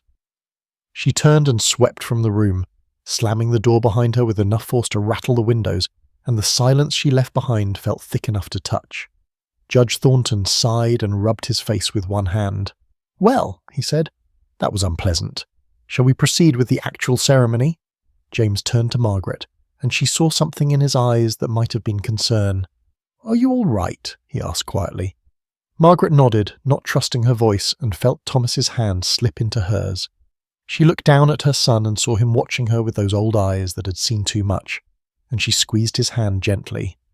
Judge Thornton opened the marriage register and picked up his pen. The ceremony itself was brief and businesslike, stripped of any romance or sentiment, just the bare legal words that transformed Margaret Sullivan into Margaret Crawford and bound her life to James's in the eyes of the law. "Do you, James Robert Crawford, take this woman to be your lawfully wedded wife?" Judge Thornton asked, and James said, "I do," without hesitation. "Do you, Margaret Ann Sullivan, take this man to be your lawfully wedded husband?" And Margaret heard her own voice saying, "I do," though it sounded like it came from somewhere outside her body. The witnesses signed the register with the bored efficiency of men who had witnessed dozens of such ceremonies, and Judge Thornton signed with a flourish before handing the pen to James and then to Margaret. Her hand shook as she signed her new name for the first time, the letters looking strange and foreign, and she had to blink hard to clear her vision. "By the power vested in me by the territory of Wyoming," Judge Thornton pronounced, "I declare you husband and wife." James turned to Margaret and hesitated, clearly unsure of the etiquette in such an unusual situation, and Margaret felt a hysterical laugh bubbling up in her throat at the absurdity of it all. "You may kiss your bride if you wish," Judge Thornton said with a small smile, "though given the circumstances I will not insist on it." James leaned forward and pressed a brief dry kiss to Margaret's forehead, so chaste it might have been a blessing rather than any gesture of romance, and Margaret felt tears start to slide down her cheeks without her permission. She was crying not from happiness, but from the overwhelming relief of not having been rejected again, from the residual shame that Mrs. Pierce's accusations had stirred up despite knowing they were false, from the sheer exhaustion of holding herself together through crisis after crisis.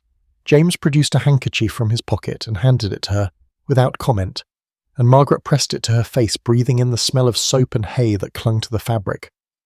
Judge Thornton offered his congratulations with more warmth than he had shown at the beginning, and he shook James's hand firmly before turning to Margaret.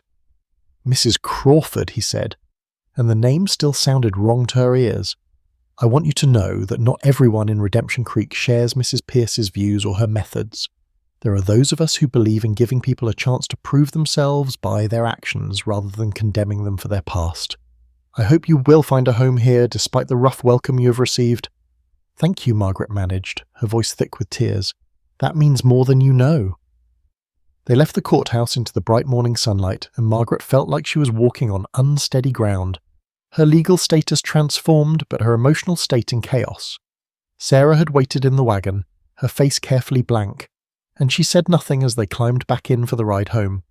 The town streets were busy with people going about their morning business, and Margaret was acutely aware of the stares and whispers that followed them. Knew that word of Mrs. Pierce's interruption would be all over Redemption Creek by noon. James drove the wagon with his attention apparently focused on the horses, but Margaret noticed how his jaw was still tight, how his hands gripped the reins with more force than necessary, and she understood that his calm in the courthouse had been hard won and carefully maintained. They were almost out of town when a woman stepped into the street in front of them, forcing James to pull the horses to a stop. Margaret recognized her as one of the women who had been at the general store the day before, one of those who had turned away when Mrs. Pierce had organized the shunning. The woman looked up at Margaret with an expression that was hard to read, and Margaret braced herself for another confrontation. "I wanted to say congratulations," the woman said quietly. "My name is Ellen Michaels, and I think you are very brave. Not everyone agrees with Henrietta Pierce, though most of us are too afraid of her sharp tongue to say so publicly. I hope you'll be happy here, Mrs. Crawford." Before Margaret could respond, Ellen hurried away, disappearing into a shop before anyone could remark on her gesture of kindness. Margaret felt something warm unfurl in her chest at this small rebellion against Mrs. Pierce's campaign, this tiny indication that perhaps not everyone in Redemption Creek had already decided she was irredeemable. James clicked to the horses and they moved forward again, leaving the town behind, and as they climbed the rise that led toward the ranch, Margaret looked back one last time at Redemption Creek spread out in the valley below. She was Margaret Crawford now, legally bound to a man she barely knew in a place that had judged her harshly, but she was also no longer alone in fighting for her right to a future unburdened by her past. James had stood beside her when he could have easily stepped away, had defended her publicly when silence would have been safer, and that counted for something in the complicated equation of trust that she was slowly, carefully beginning to calculate. The ride home was quiet, but no longer felt quite as tense. and when they reached the ranch and James helped her down from the wagon, his hand lingered on hers for just a moment longer than strictly necessary. "Welcome home, Mrs. Crawford," he said, and despite everything, despite the scene at the courthouse and the tears she had shed and the condemnation of women like Henrietta Pierce, Margaret felt the faintest stirring of something that might eventually grow into belonging. The morning after the courthouse wedding, Margaret woke before dawn to the sound of James moving through the house, his boots heavy on the wooden floors as he prepared for the day's work, and she lay in her narrow bed listening to these sounds that were already becoming familiar: the creak of the door, the clank of the coffee pot, the splash of water in the basin. She had slept poorly, her mind churning through everything that had happened, replaying Mrs. Pierce's accusations and James's defense and the weight of her new name. But exhaustion was a luxury she could not afford when there was work to be done and a place to earn in this household. She rose and dressed quickly in her oldest dress, the one she had worn for washing laundry in Kansas City, and braided her hair tightly, back from her face in preparation for hard labor. The kitchen was empty when she arrived, but the coffee pot was still warm, and she poured herself a cup of the bitter brew while surveying the space in the growing light. Yesterday she had been too overwhelmed to properly assess the state of things, but now, with the clarity that comes from decision and commitment, she began to see the true extent of the neglect that had settled over this house like dust. The cupboards were stocked adequately, but without organization. Flour mixed with canned goods mixed with tools that had no business being in a kitchen, and everything showed signs of being grabbed in haste and shoved back carelessly. The stove needed a thorough cleaning, its surface crusted with old spills and its oven probably filled with accumulated grease. The floor had been swept regularly, but not scrubbed in what looked like months, the boards dark with ground-in dirt along the edges. The windows were clean enough to see through, but filmed with the residue of years, and the curtains that hung beside them were faded and thin. Margaret felt a familiar stirring in her chest, the same feeling that had sustained her through the worst of the Kansas City years, the need to create order from chaos, and to prove through action that she had value beyond what others assumed. She set down her coffee cup and began to work. By the time Thomas emerged sleepy-eyed from his room, Margaret had reorganized the entire pantry, grouping like items together and discarding things that had gone bad, and she was on her knees scrubbing the kitchen floor with water so hot it made her hands red. Thomas watched her for a moment with the resignation of a child who had seen his mother work herself to exhaustion many times before, and he asked if she needed help. "Not yet, baby," Margaret said, sitting back on her heels to look at him.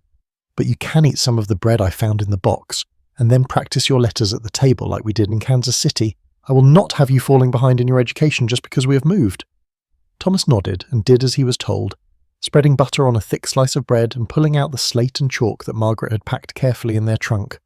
He was a bright child despite limited schooling, quick with numbers and eager to read, and Margaret had taught him what she could in the evenings after her laundry work, determined that he would have opportunities she had never had. She worked through the morning in a fury of activity, scrubbing and organizing and discovering more problems with each task completed. The larder was poorly stocked for winter, with insufficient preserves and not nearly enough flour or sugar laid in.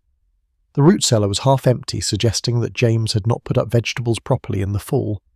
The sewing basket in the main room was full of mending that had been ignored for so long, some of the items were beyond repair. Margaret made mental lists as she worked, prioritizing tasks and calculating what could be accomplished before the serious cold set in. Sarah emerged around mid-morning and stood in the kitchen doorway staring at the transformation Margaret had already wrought, the clean floors and organized cupboards and the smell of lye soap that filled the air. "You did not need to do all this," Sarah said, her voice carefully neutral. "I keep the house clean."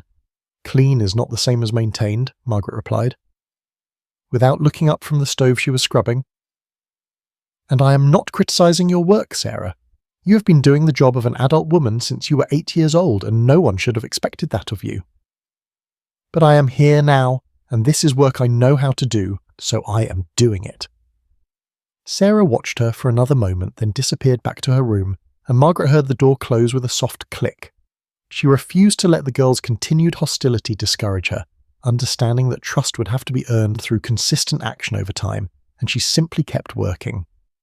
By noon, Margaret had moved to the main room, taking down the heavy curtains to wash and beating the dust from the rug that covered the floor in front of the fireplace. She discovered that beneath the neglect the house had good bones, well-built furniture and solid construction, and she could see traces of the home it had been when Mary Crawford was alive. Small touches like the carved mantelpiece and the built-in shelving that spoke of care and attention. James came in for the midday meal and stopped short at the sight of the house in disarray. Furniture moved and curtains down, and Margaret on a ladder washing the windows. "What in God's name?" he started, and Margaret looked down at him from her perch. "I am cleaning," she said matter-of-factly. "The house needed it, and I needed something to do with my hands while I think." "You do not need to do all this," James said, echoing his daughter's words. "I hired hands to help with heavy work if you need it." "I do not need hired hands to do what I am perfectly capable of doing myself," Margaret replied, climbing down from the ladder with the dirty rag in her hand. "And I would rather work than sit idle worrying about Mrs. Pierce and what other scandals she might dig up to throw at us." James looked like he wanted to argue but thought better of it. "There is bread and cheese in the kitchen," Margaret continued. "I will make a proper dinner tonight once I finish with these windows, but for now simple fare will have to suffice." She climbed back up the ladder and resumed her work, and after a moment James went to the kitchen, where she could hear him talking quietly with Thomas. The afternoon passed in more cleaning and organising, and by the time the sun began to sink towards the mountains, Margaret had transformed the main room into something that looked like a home rather than a camping place. The windows gleamed, the furniture was properly arranged, and she had even found some dried flowers in the attic that she placed in a jar on the mantelpiece as a small touch of beauty. Her back ached and her hands were raw and she was exhausted in a way that went bone deep, but it was the good exhaustion of meaningful work rather than the soul-crushing weariness of pointless struggle. That evening Margaret made a proper dinner from the supplies she had inventoried: venison stew with vegetables and biscuits that rose light and fluffy, and the smell that filled the house was rich and welcoming. James came in from the evening chores and stopped in the doorway, his nose lifting like a hound scenting game. "That smells like my mother's cooking," he said wonderingly. "I have not smelled anything like that in this house since Mary died. It is just stew," Margaret said, suddenly self-conscious about the compliment. "Nothing fancy." Sarah appeared, and they sat down to eat, and Margaret noticed that the girl took a second helping without being asked, a small sign of approval that she chose to interpret positively. After dinner, Margaret pulled out the mending basket and began working her way through the accumulated repairs, while James read from a book and Thomas practiced his letters. The domesticity of the scene struck her as almost surreal after years of solitary evenings in a boarding-house room, and she had to keep reminding herself that this was her life now, this quiet routine in this strange house with these people who were legally her family. The next day, Margaret expanded her efforts to the outside of the house, discovering a kitchen garden plot that had been abandoned and overgrown. It was late in the season, but she knew from experience that some crops could still be planted for late harvest or winter storage, and she spent the morning turning soil and pulling weeds with a determination that bordered on obsession. Thomas helped her, his small hands eagerly pulling up the dead plants, and James came by mid-morning to find them both covered in dirt. "You are going to work yourself to death at this pace," he observed. "I have worked harder for less purpose," Margaret replied, sitting back on her heels to wipe sweat from her forehead. "And I need to know this ground is ready for spring planting even if we cannot get much from it this year. Do you have seed for winter greens? Cabbage? Turnips?" James looked thoughtful. "There might be some in the barn," he said. "Mary always kept seed stored in jars, and I never cleared them out." "I will look." He returned an hour later with several jars of seed, some of which were still viable despite years of storage, and Margaret planted them carefully in the rows, while calculating how many weeks until the first hard freeze. She worked in the garden every spare moment over the next week, driven by the need to see something growing under her care, and she was rewarded with tiny green shoots emerging from the soil like small miracles.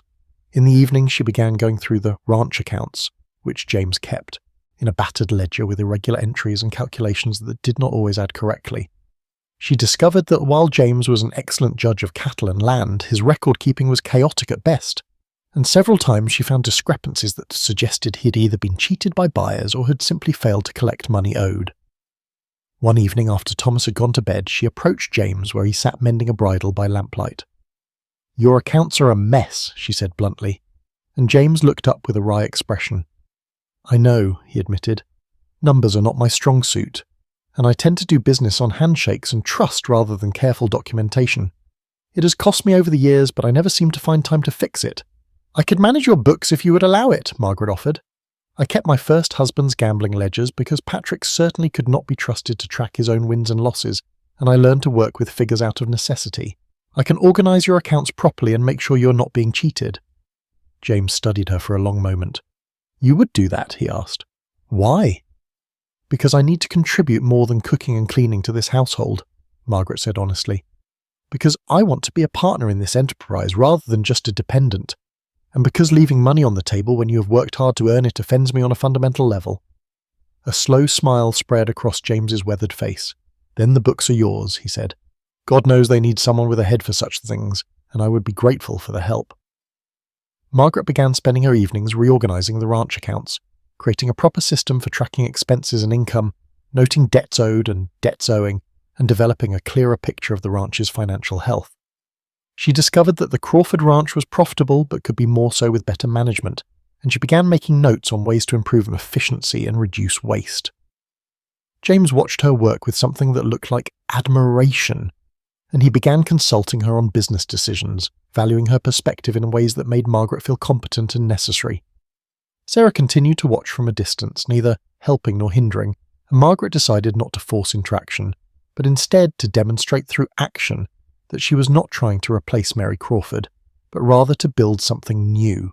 She began leaving small gifts in Sarah's room, a fresh-baked cookie wrapped in cloth, a mended dress that had been languishing in the sewing basket, wildflowers picked from the prairie and left in a cup on the dresser. She never mentioned these offerings, and Sarah never acknowledged them, but Margaret noticed that the cookies were always eaten and the flowers were never thrown away. Thomas, meanwhile, was developing a fierce case of hero worship toward James, following him during chores and asking endless questions about horses and cattle and ranch work. James responded with patience that surprised Margaret, teaching Thomas to curry horses and muck stalls and perform small tasks that made the boy feel useful. She would see them together in the barn or the corral, the tall weathered rancher and the small eager boy, and something in her chest would tighten at the sight because Thomas had never had a decent man to model himself after. The weeks passed in a blur of activity, autumn deepening into the promise of winter, and Margaret watched the landscape transform around her as the cottonwood leaves turned gold and the grass faded to brown and the mountains gathered snow on their peaks like white crowns. The physical labour exhausted her, leaving her muscles aching and her hands cracked and bleeding, despite the salve she applied each night. But beneath the exhaustion she felt something she had not felt in years, a sense of purpose and belonging that went beyond mere survival.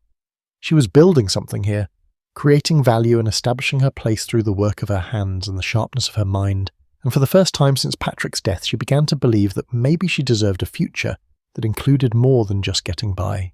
One evening, as she sat at the kitchen table working on the accounts, while James carved a wooden horse for Thomas and Sarah pretended not to watch them all from behind her book, Margaret looked up and realised that the house felt different than it had when she arrived.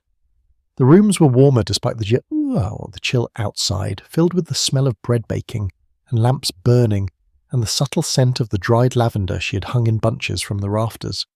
The furniture was arranged for comfort and conversation rather than bare function, and small touches throughout the space spoke of care and attention, a quilt draped over the back of the couch, books organised on the shelf, Thomas's slate and chalk kept in a basket by the table where he could reach them easily. It was becoming a home, slowly and imperfectly, built not from romance or passion, but from the steady accumulation of small acts of care and attention. Margaret caught James watching her across the room, and their eyes met and held for a moment that stretched and filled with unspoken understanding. They were two damaged people trying to build something functional from the wreckage of their pasts. And if that was not the stuff of fairy tales, it was nevertheless real and solid and worth the effort. Margaret smiled slightly and returned her attention to the ledger, adding up columns of numbers while outside the first snow of the season began to fall in soft white flakes that caught the lamplight like stars descending to earth, and inside the fire crackled warm against the coming cold, and somewhere in the space between those two realities, Margaret Crawford began to believe she might actually be safe. The storm came without warning on an October afternoon when the sky had been clear and blue just hours before, the temperature dropping so suddenly that Margaret felt it like a physical blow when she stepped outside to gather the laundry she had hung to dry. The wind had shifted from the gentle autumn breeze to something fierce and biting, carrying with it the smell of snow and danger, and she looked up to see dark clouds boiling over the mountains like smoke from a monstrous fire.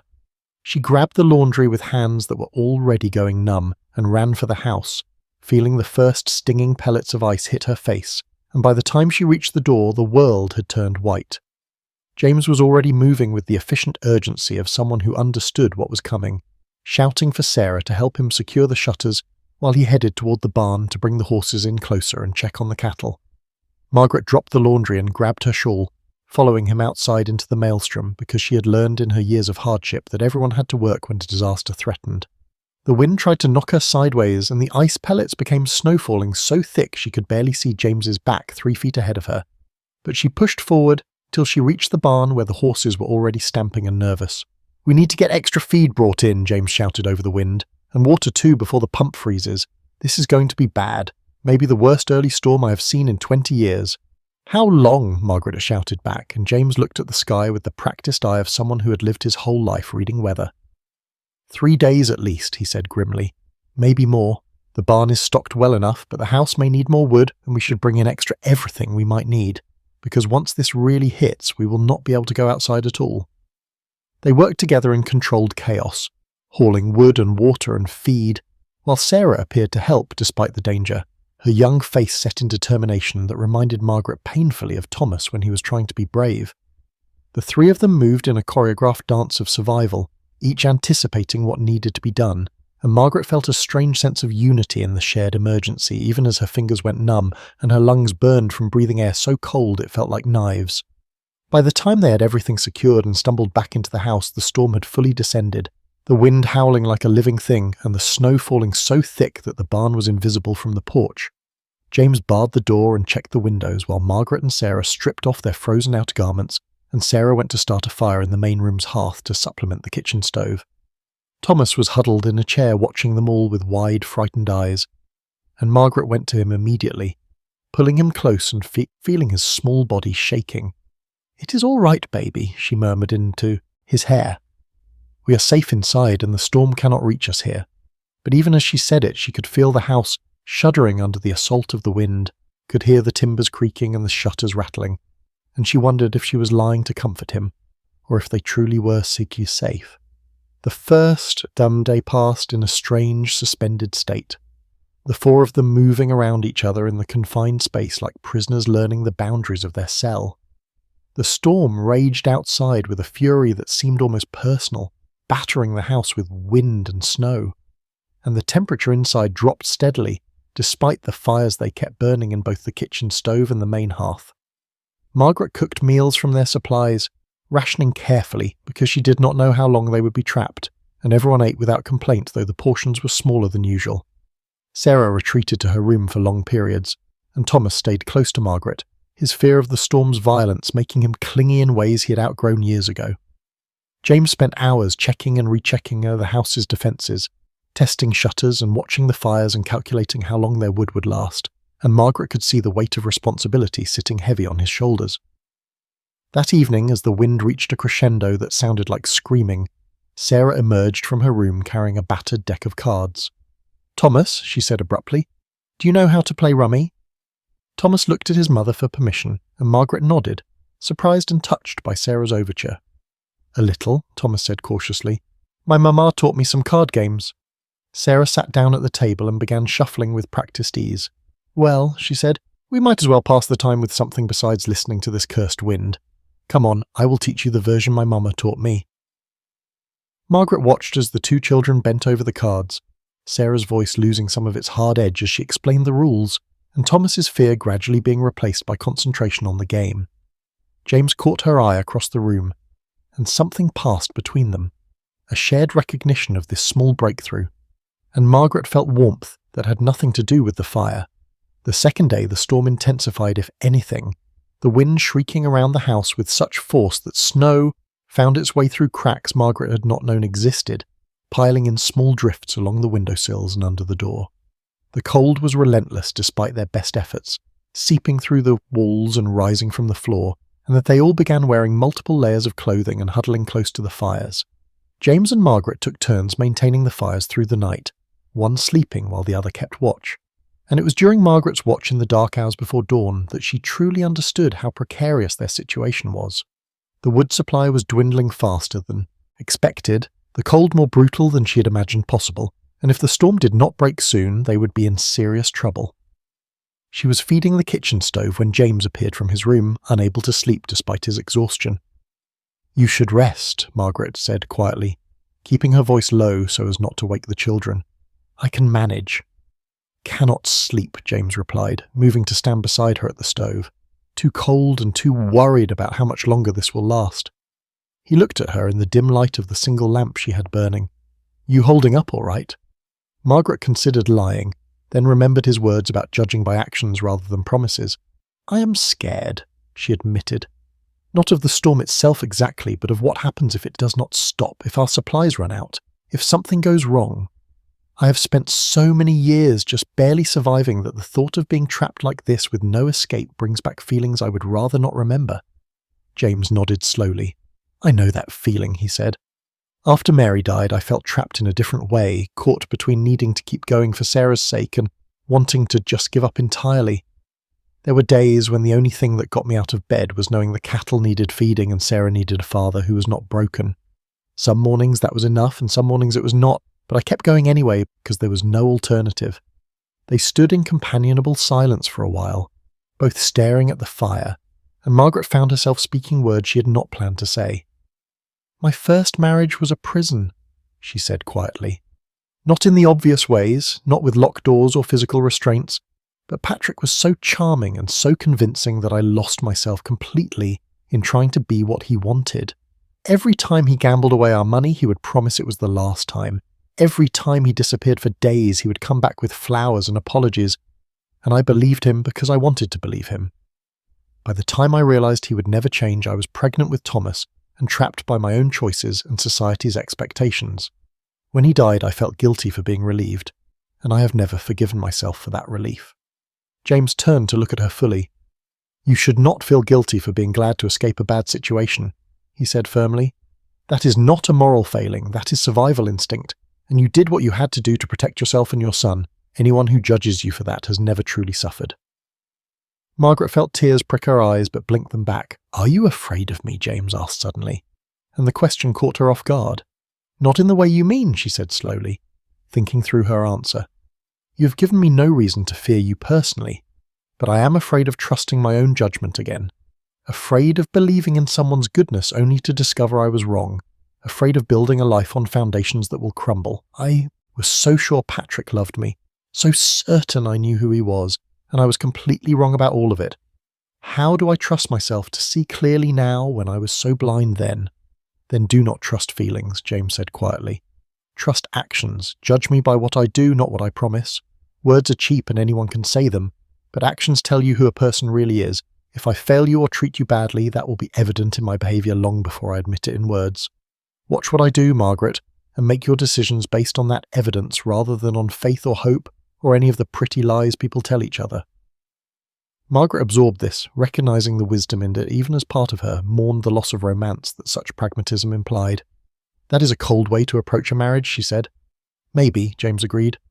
"But we did not marry for warmth, did we? We married for practical reasons, for survival and partnership and the hope that two people working together might accomplish more than either could alone. If warmth develops from that foundation, then we will be fortunate, but if it does not, we will still have something solid and real rather than something built on illusion." The honesty of it struck Margaret like a clean wind cutting through fog, and she found herself nodding. "You are right," she said. "I can work with that." The third night the storm was at its worst. The wind so strong it felt like the house might be lifted from its foundation and carried away, and none of them could sleep through the noise and the cold and the fear. They gathered in the main room around the fireplace, wrapped in every blanket and quilt they could find, and James suggested they tell stories to pass the time and keep their minds off the danger outside. Sarah told stories her mother had told her, fairy tales and folk legends that spoke of a gentler time, and Thomas listened with rapt attention, his small body pressed against Margaret's gunt. James talked about his childhood on the ranch, about his father teaching him to read the land and the sky, about the hard lessons of ranching and the satisfaction of building something that would last beyond a single lifetime. Margaret found herself speaking about her own mother who had died when she was 12, about the kindness and strength that woman had possessed, about the songs she had sung and the wisdom she had shared before illness took her away too soon. As the night deepened and the stories wound down, Thomas began to drowse against Margaret, his eyes closing despite his efforts to stay awake. But just as she thought he had finally succumbed to sleep, he jerked awake with a cry, his small body rigid with terror, and Margaret recognized the signs of one of his nightmares. "Thomas, baby, wake up," she said urgently, pulling him close. "You're dreaming, you're safe, wake up." But Thomas was trapped in whatever horror his mind had conjured, crying for his mamma and thrashing against her hold, and Margaret felt helpless, as she always did when his nightmares took him. Then James was there, kneeling beside them, his voice low and calm. "Thomas," he said, and something in his tone cut through the boy's panic. "Thomas, listen to my voice. You are safe in my house with your mamma beside you. The storm cannot hurt you and nothing bad is going to happen. I promise you that you are safe." Thomas's eyes opened, unfocused and still full of fear, and James held his gaze steadily. "That is right," James said. "You are awake now and you are safe. Can you tell me what you were dreaming about?" "The monsters," Thomas whispered. "The ones that take people away and do not bring them back." James nodded as if this made perfect sense. "I know those monsters," he said seriously. "I have dreamed about them too.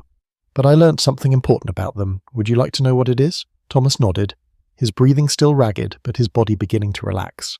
"The monsters can only take people if you let them make you afraid," James said. "And the best way to fight them is to remember all the people who love you and keep you safe. Your mama loves you more than anything in this world, and she has fought so hard to keep you safe. And I am here now, too, and I will not let any monsters near you, not in dreams or anywhere else. Do you believe me?" Thomas studied James's face for a long moment, and Margaret could see him weighing the truth of these words against his experience of broken promises. Finally, he nodded slowly. "I believe you," he whispered. "It did," James said. "Now I want you to close your eyes and think about something good, something that makes you happy. Can you do that?" Thomas closed his eyes obediently and was quiet for a moment. "I am thinking about the horses," he said softly, "about learning to brush them and how their noses are soft." "That is perfect," James said. "You hold on to that thought and let it fill up all the space where the nightmare was, and if the monsters try to come back, you tell them that James Crawford said they are not welcome here." Thomas's breathing began to even out, his small body gradually going limp as sleep reclaimed him, and this time it was peaceful sleep unmarred by terror. Margaret looked up to find Sarah watching from across the room, her young face unreadable, but her eyes fixed on her father with an intensity that suggested she was seeing something that surprised her. James carefully lifted Thomas and carried him to his small room, tucking him into bed with a gentleness that made Margaret's throat tight, and when he returned to the main room he found Margaret still sitting where he had left her. "Thank you," she said quietly. "I never know what to do when he has those dreams, how to bring him back." "You did what any mother would do," James replied, settling back into his chair by the fire. "You held him and told him he was safe. Sometimes that is all you can do." "But he needed to hear it from you," Margaret insisted. "He needed a man to tell him he was safe, and you gave him that. I have tried so hard to be both mother and father to him, but there are some things a boy needs from a man, and I cannot provide them no matter how hard I try." James looked at her across the firelight, his weathered face serious.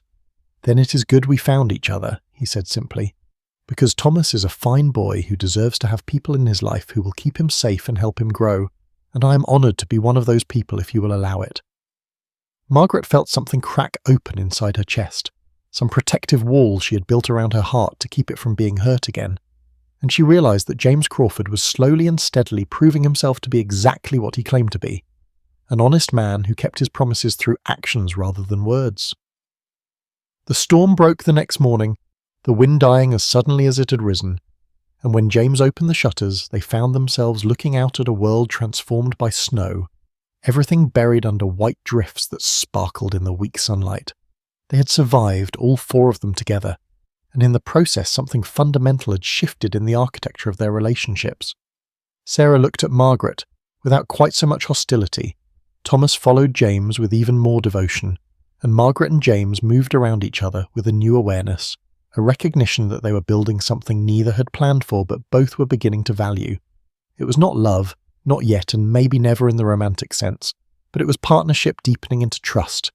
And in the cold light of that post-storm morning, Margaret thought that might be worth more than all the passionate declarations that had ever led her astray. The illness came swiftly in the aftermath of the storm. Sarah waking on the fourth morning with flushed cheeks and glassy eyes, her body shaking with chills despite the blankets piled on her bed. Margaret heard her coughing through the thin walls and went immediately to check, finding the girl trying to rise from bed with the stubborn determination of someone who refused to acknowledge weakness. "I am fine," Sarah insisted, her voice hoarse and unconvincing. "I just need to get dressed and help with the chores." "You're burning with fever and you're going straight back to bed," Margaret said firmly, pressing her hand to Sarah's forehead and feeling the alarming heat radiating from her skin. James appeared in the doorway, his face creasing with worry at the sight of his daughter swaying on her feet, and together he and Margaret guided Sarah back under the covers despite her protests. "I will ride for Doc Miller," James said, already turning toward the door, but Margaret shook her head. "The roads will be impassable from the storm and the doctor lives 10 miles away," she said. "By the time you could reach him and bring him back, the situation will have resolved one way or another. I have nursed fever before, James. Let me try before you risk yourself in the snow." James hesitated, clearly torn between his need to take action and the practical reality of Margaret's assessment, and Sarah made the decision for him by falling back against the pillows with her eyes closing, her breathing harsh and laboured. "What do you need?" James asked, and Margaret could hear the fear beneath his controlled tone. "Hot water, clean cloths, willow bark if you have it, and someone to watch Thomas while I attend to Sarah," Margaret listed quickly. "And pray, if you're the praying sort, because fever this high is dangerous and I can only do so much with home remedies." James left to gather what she had requested, and Margaret began the long process of trying to break the fever, sponging Sarah's burning skin with cool water and forcing small sips of willow bark tea between her cracked lips. The girl drifted in and out of consciousness, sometimes lucid enough to recognize Margaret, and sometimes lost in delirium that sent her thrashing against the sheets. Thomas hovered in the doorway until James gently led him away, explaining that his mama needed to concentrate and that the best way to help was to stay out of the way. The first night was the worst, Sarah's fever climbing so high that Margaret feared brain damage or worse, and she worked through the dark hours with a desperation born of knowing that if Sarah died, James would never forgive her, and she would never forgive herself. She changed the cool cloths constantly, forcing more tea past Sarah's lips, monitoring her breathing and her heartbeat, and praying to a God she was not sure she believed in anymore that this girl would survive. Somewhere past midnight, Sarah began to cry out in her delirium, her voice high and frightened like a much younger child. "Mama, oh," she sobbed, reaching out with trembling hands towards something only she could see. "Mama, please do not leave me. I need you. I'm not ready to be alone." The words broke Margaret's heart because she understood that loneliness, that desperate need for a mother's comfort, and she took Sarah's hand in both of hers and held tight. "I am here," she said softly, not claiming to be Mary Crawford but offering whatever comfort she could. "I am here, and you are not alone, and I will not leave you." Sarah's hand clenched around Margaret's with surprising strength, her eyes opening but unfocused, seeing something from memory or fever dream rather than present reality. "Mama, you promised you would teach me," Sarah whispered. "You promised you would show me how to be a woman and how to manage a house and how to know if a man was worth loving. You promised you would be there when I needed you, and you left, and I do not know how to do any of it alone." Margaret felt tears sliding down her own cheeks at this confession of fear and loss, and she stroked Sarah's burning forehead with her free hand. "You're doing better than you know," she murmured. "You're strong and capable, and your mum would be so proud of the woman you're becoming." Sarah's eyes closed again and she drifted back into restless sleep, but her hand remained locked around Margaret's, and Margaret sat beside the bed holding that connection through the long dark hours. James came in periodically to check on them, his face haggard with worry, and each time Margaret could only shake her head to indicate no change. By dawn, Sarah's fever had climbed even higher, and Margaret was running out of ideas, her knowledge of fever nursing exhausted, and she found herself bargaining with God in the desperate way of people who only pray when they have nowhere else to turn. "Please," she whispered over Sarah's thrashing form, "please do not take this girl. She has lost enough, and her father cannot bear to lose her too. I know I have no right to ask for favours from you, but I am asking anyway. Let her live, and I will do anything, be anything you require." The second day passed in a blur of anxiety and exhaustion, Margaret barely leaving Sarah's bedside except to use the privy and gulp down whatever food James brought her. Thomas crept in once to see what was happening and stood watching with frightened eyes until Margaret sent him away, not wanting him to witness Sarah's suffering or to risk him catching whatever illness had taken hold. James hovered nearby, clearly feeling helpless, and Margaret could see the memories of Mary's final illness written on his face, the terror of watching someone you love slip away and being unable to stop it. That evening, as the sun set and the room filled with shadows, Sarah's fever finally began to break. Margaret felt the change in the heat of her skin first, a subtle cooling that might have been wishful thinking, except that Sarah's thrashing also began to ease. By full dark, the fever had dropped noticeably, and Sarah was sleeping more peacefully, her hand still holding Margaret's, but no longer with that desperate grip. Margaret allowed herself to hope, allowed herself to believe that maybe this time death would not win, and she finally permitted James to relieve her at Sarah's bedside while she stumbled to her own room and collapsed fully clothed across her bed. She woke hours later to Thomas shaking her gently and telling her that Sarah was asking for her, and Margaret dragged herself back to consciousness and back to Sarah's room, where she found the girl awake and weak but coherent. The fever had broken completely, leaving Sarah pale and exhausted, but clearly on the path to recovery, and Margaret felt such overwhelming relief that she had to sit down abruptly before her legs gave out. "You stayed with me," Sarah said, her voice barely above a whisper. "My papa said you sat with me for 2 days and nights and hardly slept." Margaret nodded, not trusting her voice, and Sarah looked at her with eyes that held a new awareness. "Why?" Sarah asked simply. "Because you needed someone and I was here," Margaret replied. "And because I could not bear the thought of your father losing you when he has already lost so much," Sarah was quiet for a long moment, her thin fingers plucking at the quilt, and when she spoke again, her voice was thick with tears. "I have been awful to you," she said. "From the moment you arrived, I have done everything I could to make you feel unwelcome, and yet you sat with me through fever and held my hand and did not let me die alone. Why would you do that for someone who has treated you so badly? Because I understand why you acted that way," Margaret said gently, "and because holding grudges against a 15-year-old girl who is scared and grieving would make me a pretty poor excuse for an adult." Sarah looked at her, with tears now sliding down her pale cheeks. "I was so afraid," she confessed. "Every woman my papa showed any interest in before you, they all wanted to change everything. Mrs. Henderson wanted to redecorate the whole house and get rid of my mama's things. Miss Clark from town wanted to send me to boarding school back east so I would learn proper manners and she could have papa to herself. They all looked at me like I was an obstacle to be removed or a child to be managed, and I was terrified you would be the same. So I decided to hate you before you could hurt me, and I told myself it was protecting my mama's memory when really I was just protecting myself." Margaret reached out and took Sarah's hand, the same hand that had clenched hers through the fever, and held it gently. "I am not here to erase your mother," she said quietly. "I am not here to ship you away or to pretend you do not exist. I am here because your father and I made an arrangement that benefits us both, and part of that arrangement is that I will do my best by you. But Sarah, I need you to understand something. I am terrified too. I'm terrified of failing you, of not being what you need, of making mistakes that hurt you when you have already been hurt enough. I am not your mother, and I will never try to be, but I hope I can be someone you can rely on. Someone who will be honest with you and support you as you grow into the woman you are meant to become." Sarah studied Margaret's face as if searching for lies or false promises, and Margaret held her gaze steadily, letting the girl see whatever truth was written there. "Can I ask you something?" Sarah said finally, and Margaret nodded. "Your first marriage," Sarah began hesitantly. "My papa said you were married young to a man who was not good to you. What was that like?" Margaret considered deflecting, protecting Sarah from harsh realities, but then she remembered James's words about truth being more valuable than pretty lies. "It was a prison dressed up to look like romance," she said honestly. "Patrick was charming and handsome and knew exactly what to say to make a 16-year-old girl feel special and chosen. By the time I realized the charm was a mask, hiding selfishness and cruelty, I was already married and pregnant, and in those days a woman did not simply leave her husband, no matter how badly he treated her. He never hit me, in ways that left visible marks, so I could not claim abuse in any legal sense.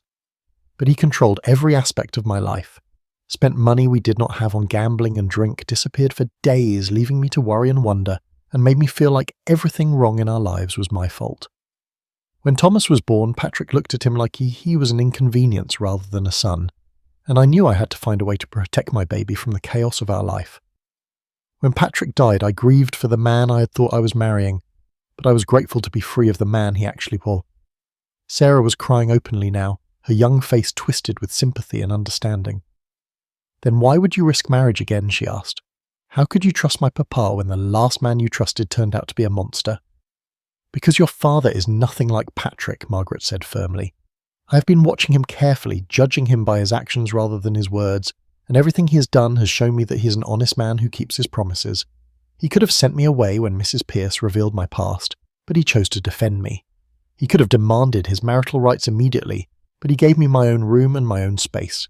He could have ignored Thomas, but instead he treats my son with kindness and patience.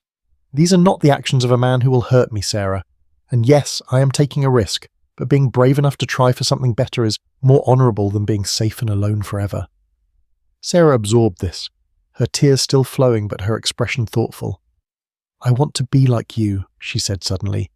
I want to be brave enough to risk being hurt for the chance at something better. But I do not know how, and my mamma was supposed to teach me, and she is gone, and I have been so lost without her. Then let me help, Margaret offered. I cannot replace your mother, and I will not try, but I can share what I have learned from my own mistakes and my own survival. I can teach you what I know about managing a household and dealing with difficult people, and protecting yourself while still remaining open to connection. We can figure this out together, Sarah, if you're willing to let me try. Sarah nodded, fresh tears spilling over, and then she did something that surprised them both. She sat up despite her weakness and reached for Margaret. And Margaret gathered the girl into her arms and held her while she cried, all the grief and fear and loneliness of 7 motherless years pouring out in great racking sobs. Margaret held her and rocked her gently and let her cry, understanding that sometimes grief needed to be witnessed and held rather than fixed or stopped. James appeared in the doorway and froze at the sight of his daughter clinging to Margaret, and Margaret saw the complex emotions crossing his weathered face, relief and gratitude, and perhaps a touch of jealousy that Sarah was seeking comfort from someone other than him. But then his expression settled into something peaceful, and he quietly withdrew, leaving them to their moment. When Sarah's tears finally subsided, she pulled back and wiped her face with the back of her hand, looking embarrassed. I am sorry, she said. I did not mean to fall apart like that. You have nothing to apologize for, Margaret said gently. Crying is not weakness, Sarah. Sometimes it is the bravest thing you can do, letting yourself feel everything you have been holding back.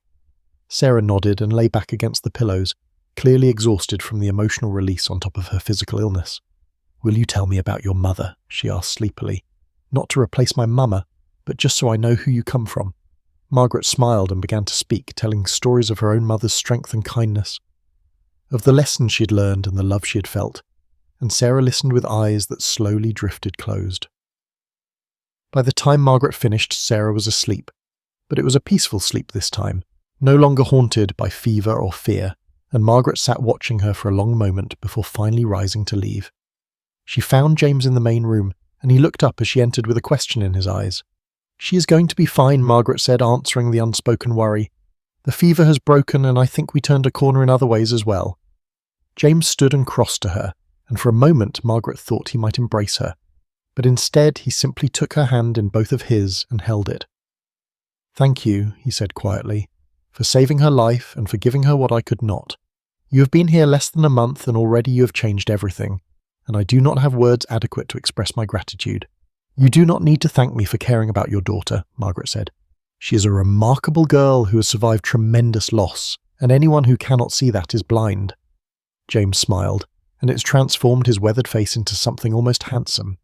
You are a remarkable woman, he said, and I am grateful every day that you were brave enough to answer my advertisement and foolish enough to stay despite everything this town threw at you. Margaret felt warmth spread through her chest at his words, and for the first time since arriving in Wyoming she allowed herself to believe that maybe, just maybe, she had found not just safety, but the possibility of something deeper, something that might eventually be called home in every sense of the word. Winter came to Wyoming with a vengeance that made the early blizzard seem like a gentle warning, the temperature plummeting until the air itself felt sharp enough to cut, and the snow fell in wave after wave until the world was buried under drifts that reached the eaves of the barn. Margaret had thought she understood cold from her years in Kansas City, but prairie cold was different, a relentless assault that found every gap in clothing and every crack in walls, turning simple tasks like gathering eggs or pumping water into ordeals that left her gasping and numb. The ranch settled into the rhythm of winter survival, the days shortened to brief intervals of pale light between long stretches of darkness, and the four of them drew closer together out of necessity and something that was beginning to feel like genuine family. Sarah recovered fully from her illness and began helping Margaret with household tasks, not as a resentful employee, but as a willing partner. And the change in the girl's demeanour transformed the atmosphere of the house from merely functional to something approaching warm. Thomas thrived under James's patient instruction, learning to care for animals and amend tack, and perform all the small tasks that made up ranch life. And his nightmares became less frequent as his sense of security grew. James himself seemed lighter somehow, as if some burden he'd carried for years was finally beginning to ease. And Margaret caught him smiling more often, small private expressions of contentment that made her own heart feel strange and full. But outside the walls of the Crawford ranch, trouble was brewing, with the inexorable certainty of storm clouds gathering on the horizon. Mrs. Henrietta Pierce had not forgotten her defeat at the courthouse or James's public rebuke, and she turned her considerable social influence toward a campaign of destruction aimed at Margaret with the precision of a general planning a siege. The rumours started small, whispers that could not be traced back to their source but spread like poison through the community nonetheless. Margaret Crawford was not what she seemed, the whispers said. She had her hooks in James Crawford, good and proper, had worked some kind of spell over him to make him blind to her true nature. Money had gone missing from the ranch accounts, or so people claimed, though no one could say exactly how they knew this. She was raising that boy of hers to be shiftless and dishonest like his father had been, teaching him to steal and lie. The marriage was a sham anyway. Everyone knew James kept her around only for cooking and cleaning, while maintaining his true affections elsewhere. Margaret heard these rumours in fragments, catching the tail end of conversations that stopped abruptly when she entered the general store, seeing the way women turned away when she approached, feeling the weight of judgment in every glance and gesture. She tried to ignore it, tried to focus on the work at hand and the family she was building. But the isolation cut deeper than she wanted to admit because she had lived through this before and knew how quickly whispers could destroy a reputation. The town's shunning intensified as December deepened, orchestrated with the subtle ruthlessness that only women who have perfected social warfare can achieve. When Margaret went to the general store for supplies, the ranch wives who had previously offered cautious politeness now turned their backs entirely, making a show of moving away from any shelf she approached as if her very presence contaminated the goods. The shopkeeper served her with barely concealed reluctance, his face tight with disapproval, and he charged her higher prices than he charged others, petty cruelty that Margaret could not challenge, without seeming grasping and difficult.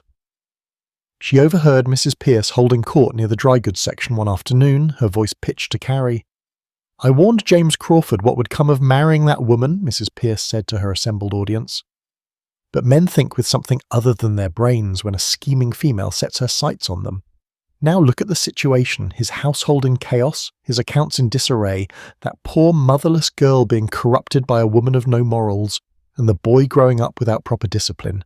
It is a tragedy, and the whole town suffers for one man's foolish pride.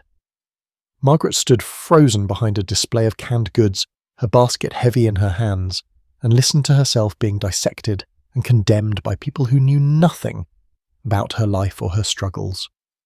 She wanted to defend herself, wanted to march around the corner and confront Mrs. Pierce with the truth, but she had learned long ago that defending yourself against gossip only made you look guilty and defensive. So she finished her shopping in silence, paid her inflated prices, and left the store with her head high and her eyes stinging with unshed tears. The shunning followed her to church the following Sunday, the first service Margaret had attended since the wedding, because the roads had been impassable for weeks. She had hoped that the Christian community might be more forgiving than the general population, but she discovered quickly that church was where social hierarchy was most rigidly enforced. When she entered with James and Sarah and Thomas, she felt the wave of attention like a physical thing, every head turning to stare, every conversation stopping mid-sentence. Mrs. Pierce sat in the front pew as befitted her status as the largest donor to the church building fund, and she made a great show of whispering to the women around her, her eyes never leaving Margaret's face. James led them to a pew midway down the aisle, but as soon as they sat down, the families on either side stood and moved to different seats, making their rejection obvious and public. Sarah's face flushed with embarrassment and anger, and Thomas pressed against Margaret's side, his small body trembling with the awareness that something was very wrong. Only James seemed unaffected, his expression carved from stone, and he reached over to take Margaret's hand in his, holding it firmly throughout the service in a gesture of solidarity that was also a public claim. The sermon was about forgiveness and Christian charity, delivered by a nervous young minister who kept glancing at Mrs. Pierce as if seeking her approval for every word, and the irony was so thick that Margaret might have laughed if she had not been fighting back tears. After the service ended, the congregation gathered in small groups outside the church as was their custom, and Margaret watched as the ranch wives she had hoped might eventually become friends clustered together, deliberately excluding her from their circle. She stood alone with her family, an island of isolation, in a sea of community, and felt the full weight of her outsider status settling onto her shoulders like a physical burden. James spoke quietly with Judge Thornton and a few other men, and Margaret could see tension in the set of his shoulders that suggested the conversation was not entirely friendly. Sarah stood close to Margaret, her young face set in defiant loyalty, and Thomas had wrapped his arms around Margaret's waist and buried his face against her coat. This is what she had feared from the beginning, this public condemnation and social death. And part of her whispered that maybe Mrs. Pierce was right. Maybe she had brought James nothing but trouble and scandal. Maybe he would be better off without her. The ride home was silent, all four of them lost in their own thoughts, and when they reached the ranch, Margaret went immediately to her room claiming a headache. But instead of lying down, she sat on the edge of her bed with her hands clenched in her lap and tried to breathe through the panic rising in her chest. She had survived poverty and abuse and widowhood, but this deliberate cruelty from people who did not even know her felt like a different kind of violence, one that attacked her worth as a person rather than just her circumstances. She heard James moving through the house, heard him speaking quietly with Sarah and Thomas, and then his footsteps approaching her door. A soft knock, and his voice asking if she was all right. Margaret could not bring herself to answer, could not force her voice past the tightness in her throat, and after a moment she heard him walk away. The afternoon passed in miserable isolation, Margaret unable to leave her room and face the family she felt she had failed. She heard the normal sounds of the ranch continuing around her, Thomas practicing his letters, Sarah preparing supper, James doing his endless chores, and she felt like a ghost haunting the edges of their lives rather than a true participant. As evening fell and the temperature dropped even further, Margaret finally forced herself to stand, to splash cold water on her face, to make herself presentable enough to join the others for the meal Sarah had prepared.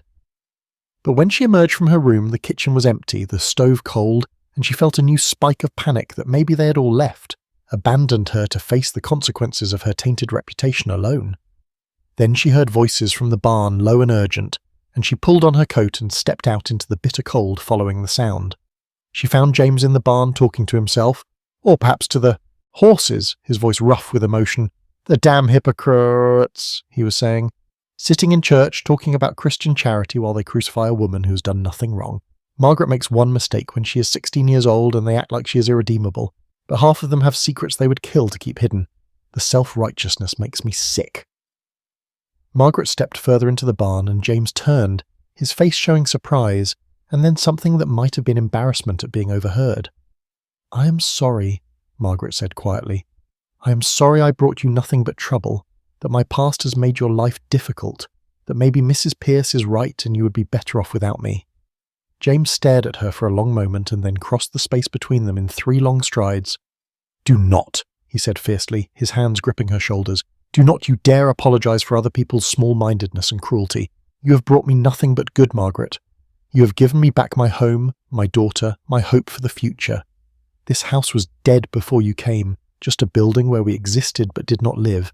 Now it is warm and full of laughter and smells like fresh bread and feels like a family again. That is worth more than the approval of every gossip in Redemption Creek."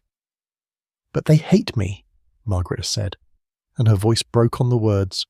"They look at me like I'm dirt, like I have no right to exist in their community, and I do not know how to fight that kind of judgment." "You do not fight it," James said firmly. "You survive it. You keep your head high and your conscience clear, and you trust that eventually the truth will win out over lies. And in the meantime, the town does not live my life. They do not sleep under my roof or know what happens in my home. Their opinions mean nothing compared to what I see with my own eyes every single day." Margaret wanted to believe him, wanted to draw strength from his certainty, but the wounds were too fresh and too deep. "What if it never gets better?" she whispered. "What if Thomas grows up being shunned because of me? What if Sarah's prospects are ruined by association with my scandal? What if you wake up one day and realize that defending me has cost you more than I am worth. Then I will still defend you, James said simply. Because that is what marriage means, Margaret. Not the pretty words at a wedding, but the choice to stand beside someone even when it is hard, especially when it is hard. I made that choice when I married you, and I make it again every day. The town can think what it wants, but you are my wife and you have earned your place in my home and in my life, and anyone who has a problem with that can take it up with me directly. Something in Margaret's chest cracked open at those words, some last protective barrier around her heart giving way in the face of his unwavering loyalty. She had been alone for so long, fighting her battles solo, that the simple act of having someone stand beside her felt almost overwhelming. James pulled her into his arms, and Margaret let herself lean against his solid warmth, let herself accept the comfort he offered, and for the first time since arriving in Wyoming she felt like maybe she truly had found a safe harbour. They stood that way for a long moment, holding each other in the dim barn with the horses shifting in their stalls and the wind howling outside, and Margaret felt something shift between them, some deepening of connection that went beyond their practical arrangement into something that might eventually be called love. But the next morning James's resolve translated into action that terrified and awed Margaret in equal measure. He announced at breakfast that they would all be attending church again the following Sunday, and that he intended to address the congregation directly about the rumours being spread. Margaret protested, afraid that confrontation would only make things worse, but James was immovable. "This ends now," he said. "I will not have my wife living in fear of going to town, and I will not allow lies to stand unchallenged." The week passed in anxious anticipation, Margaret's stomach churning with dread at what Sunday would bring. Sarah was grimly supportive, and Thomas stuck close to his mother with the worried expression of a child who sensed adult conflict brewing.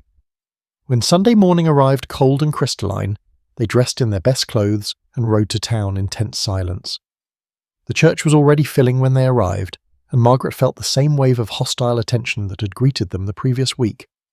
But this time James did not lead them to a pew. Instead, he walked straight to the front of the church where Mrs. Pierce sat in her customary place, and he stood before the congregation with his hat in his hands and his weathered face set in lines of absolute determination. The nervous young minister started to protest, but James cut him off with a look. "I need to speak to this congregation," James said, his voice carrying to every corner of the small building, "and I need you all to listen, without interruption." Mrs. Pierce's face went pale, then red, her mouth opening to object, but Judge Thornton stood from his seat near the back. "Let him speak," the judge said firmly. "This community owes him that much." James nodded his thanks and turned to face the assembled townsfolk, and Margaret saw several people shift uncomfortably under his steady gaze. "There have been rumours circulating about my wife," James began without preamble. "Rumours that she is stealing from me, that she is unfit to raise children, that our marriage is somehow false or improper. I'm here to tell you directly that every one of these rumours is a damned lie, and I know exactly where they originated." He turned to look at Mrs. Pierce, and his expression was harder than Margaret had ever seen it. "Mrs. Pierce has made it her mission to destroy my wife's reputation, because I had the audacity to marry a woman she deemed unsuitable," he continued.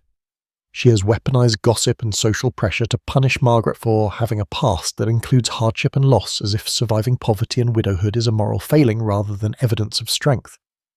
Mrs. Pierce rose to her feet, her face mottled with rage. "How dare you accuse me in the house of God?" she sputtered. "I have only ever acted in the best interests of this community." "Then let us examine those interests," James said coldly. "You claim Margaret is stealing from me. I keep my own books now with Margaret's help, and I can show you records proving every penny is accounted for and that my ranch is more profitable than it has been in years thanks to her management. You claim she is unfit around children, yet my daughter has flourished under her care, and her son is one of the most polite and well-educated children in this county. You claim our marriage is a sham, yet I can tell you that Margaret Crawford has brought more warmth and life to my home than it has seen in 7 years, and I thank God every day that she was brave enough to answer my advertisement."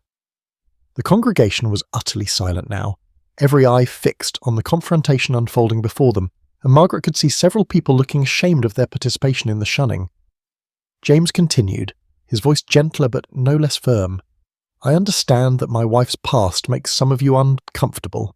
She was married young to a man who turned out to be a scoundrel, and she survived his death and raised her son alone under conditions that would have broken weaker people. That is not a scandal. That is a testament to her character and her strength. Any of you who have actual grievances against Margaret based on her actions since arriving in Redemption Creek, I invite you to speak now. Tell me what she has actually done to warrant this treatment, not what you have heard third-hand from gossips, but what you have witnessed with your own eyes. The silence stretched, broken only by the wind rattling the windows and the creak of the wooden benches as people shifted. No one spoke, no one met James's eyes, and Margaret saw the shame spreading across faces like a stain. Then Judge Thornton stood again, and his voice was clear and carrying. "I have witnessed Mrs. Crawford's character firsthand," he said. "She was honest about her past when it would have been easier to conceal it. She has managed the Crawford ranch accounts with integrity and skill, and she has conducted herself with dignity in the face of treatment that would have broken lesser women. I stand with James Crawford in his defense of his wife, and I challenge anyone here to produce actual evidence of wrongdoing rather than malicious speculation." A murmur ran through the congregation, and then Ellen Michaels, the woman who had offered brief kindness after the wedding, stood as well. "I am ashamed of how we have treated Mrs. Crawford," she said, quietly. "We call ourselves Christians, but we have shown her nothing but judgment and cruelty. I apologize for my part in that, and I hope she can forgive us." One by one, others stood, some offering apologies and others simply standing in silent support, and Margaret felt tears streaming down her face as the tide slowly turned. Not everyone stood. Mrs. Pierce and her closest allies remained seated with faces like thunder, but enough of the congregation rose that the message was clear. The community was reconsidering its judgment, and Margaret's public condemnation was ending. Mrs. Pierce looked around at the congregation that was abandoning her crusade, and her face twisted with fury and humiliation. "You will all regret this," she hissed. "When that woman's true nature reveals itself, you'll remember that I warned you." Then she gathered her skirts and swept from the church, slamming the door behind her with enough force to make the building shake. The spell broke with her departure, and people began talking quietly among themselves, some approaching James to shake his hand and others coming to Margaret to offer tentative apologies. The minister looked bewildered by the entire proceeding, but managed to stammer out something about forgiveness and new beginnings before launching into a hasty sermon. Margaret barely heard the service, too overwhelmed by what had just happened, by James's fierce public defence and the community's slow turn toward acceptance. Sarah sat beside her, holding her hand tightly, and Thomas leaned against her other side, and when Margaret looked across at James, she found him watching her with an expression that made her breath catch. After the service ended, the atmosphere outside the church was entirely different from the previous week, people approaching to introduce themselves properly and invite the Crawford family to various social events. Ellen Michaels took Margaret's hand and held it firmly. "There will be a quilting bee at my house next Thursday," she said. "I would be honoured if you would attend." Margaret accepted with gratitude, and other invitations followed, tentative offerings of friendship and inclusion that felt precious beyond measure. The ride home was quiet but peaceful, all four of them processing what had happened in their own ways. When they reached the ranch and James helped Margaret down from the wagon, his hands lingered on her waist and he looked down at her with an intensity that made her heart race. "You are mine," he said quietly, "not as property but as partner, and I will defend that claim against anyone who challenges it. Do you understand, Margaret?" Margaret nodded, unable to speak past the emotion clogging her throat, and James pulled her close in a brief fierce embrace before releasing her and turning to help Sarah and Thomas from the wagon. As they all walked toward the house together, Margaret looked back one last time toward the town, barely visible in the distance, and felt the weight of condemnation finally lifting from her shoulders, replaced by something she had almost given up hoping for. The possibility of genuine belonging and acceptance, and maybe, eventually, a love that was built on truth and tested by fire and all the stronger for it. Spring came to Wyoming with an almost violent beauty, the snow melting in rushing torrents that turned every creek into a river and every low spot into a temporary lake, and the land that had been locked under ice for months burst into sudden vivid life.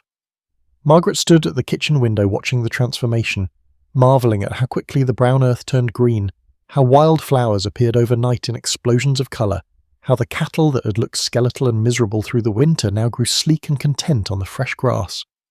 The ranch was thriving in ways that went beyond the seasonal renewal, the combined efforts of her organisational skills and James's ranching expertise creating a prosperity that was evident in every aspect of the operation.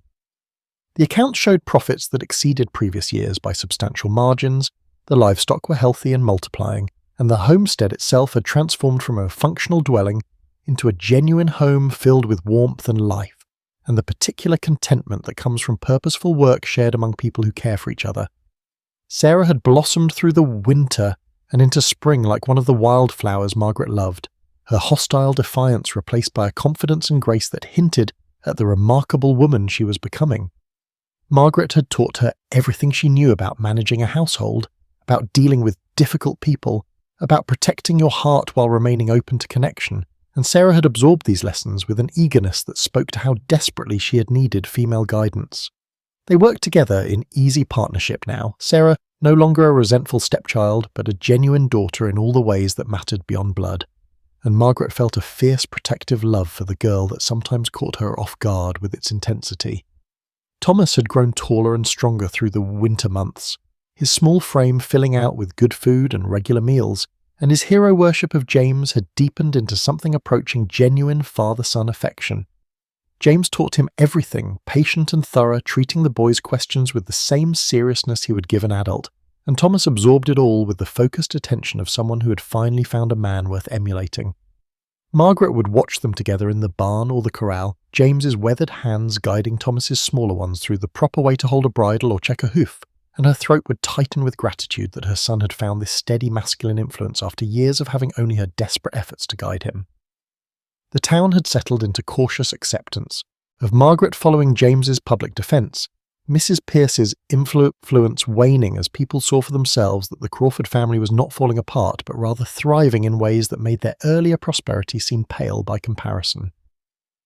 Margaret attended the quilting bees and church socials now without fear of shunning, and while she would never be best friends with most of the ranch wives who had judged her so harshly, she had found a few genuine allies among the women brave enough to look past her scandalous history. Ellen Michaels had become a true friend, visiting regularly and offering the kind of uncomplicated companionship Margaret had not experienced since her mother's death. And their conversations ranged from the practical matters of preserving food and managing households to deeper discussions of marriage and motherhood, and the complicated business of building lives in this harsh, beautiful land. But despite all these improvements and blessings, Margaret and James still maintained separate bedrooms, their marriage remaining technically unconsummated by mutual unspoken agreement that had seemed wise in the beginning, but was beginning to feel increasingly awkward as genuine affection grew between them. They moved around each other with careful courtesy, neither quite willing to broach the subject of physical intimacy, both afraid perhaps of disrupting the delicate balance they had achieved through months of patient partnership. Margaret caught herself watching James more often now, noticing the strength in his hands and the way his eyes crinkled when he smiled, feeling stirrings of attraction that she had thought were dead after Patrick's treatment had taught her to associate physical relations with duty and endurance rather than pleasure. James too seemed increasingly aware of her, his glances lingering and his casual touches becoming slightly less casual, and the tension between them was growing like a living thing that occupied the space neither quite knew how to navigate. One evening in late April, Margaret was preparing supper, while Sarah worked on mending, and Thomas practiced his letters when she heard the sound of hammering from somewhere behind the house. She stepped outside to investigate and found James working on what appeared to be a room addition, framing new walls that extended from the back of the main structure. He looked up when she approached, his face slightly flushed either from exertion or embarrassment, and he set down his hammer with the air of someone who had been caught doing something he'd hoped to keep secret a while longer. "What are you building?" Margaret asked, though she suspected she already knew the answer from the location and size of the addition. James wiped his hands on his pants and met her eyes directly. "A bedroom," he said. "A proper one, larger than those cramped spaces we have been using, with a real window and room for actual furniture. I thought," he paused, clearly choosing his words carefully, "I thought it might be time we had a space that was truly ours, if you were amenable to the idea." Margaret felt her heart begin to race, understanding flooding through her at what he was actually asking beneath the practical talk of room additions. "You want us to share a bedroom," she said, making it a statement rather than a question. James nodded, his expression serious and slightly vulnerable in a way she rarely saw from him. "I do," he admitted, "but not because of duty or obligation, or because I think it is owed to me as your husband. Margaret, over these past months, I have come to care for you in ways I did not expect when we made our arrangement. I have fallen in love with you, not despite your past, but including it, because everything you have survived made you into the woman standing before me now, and that woman is remarkable and strong and worthy of being cherished.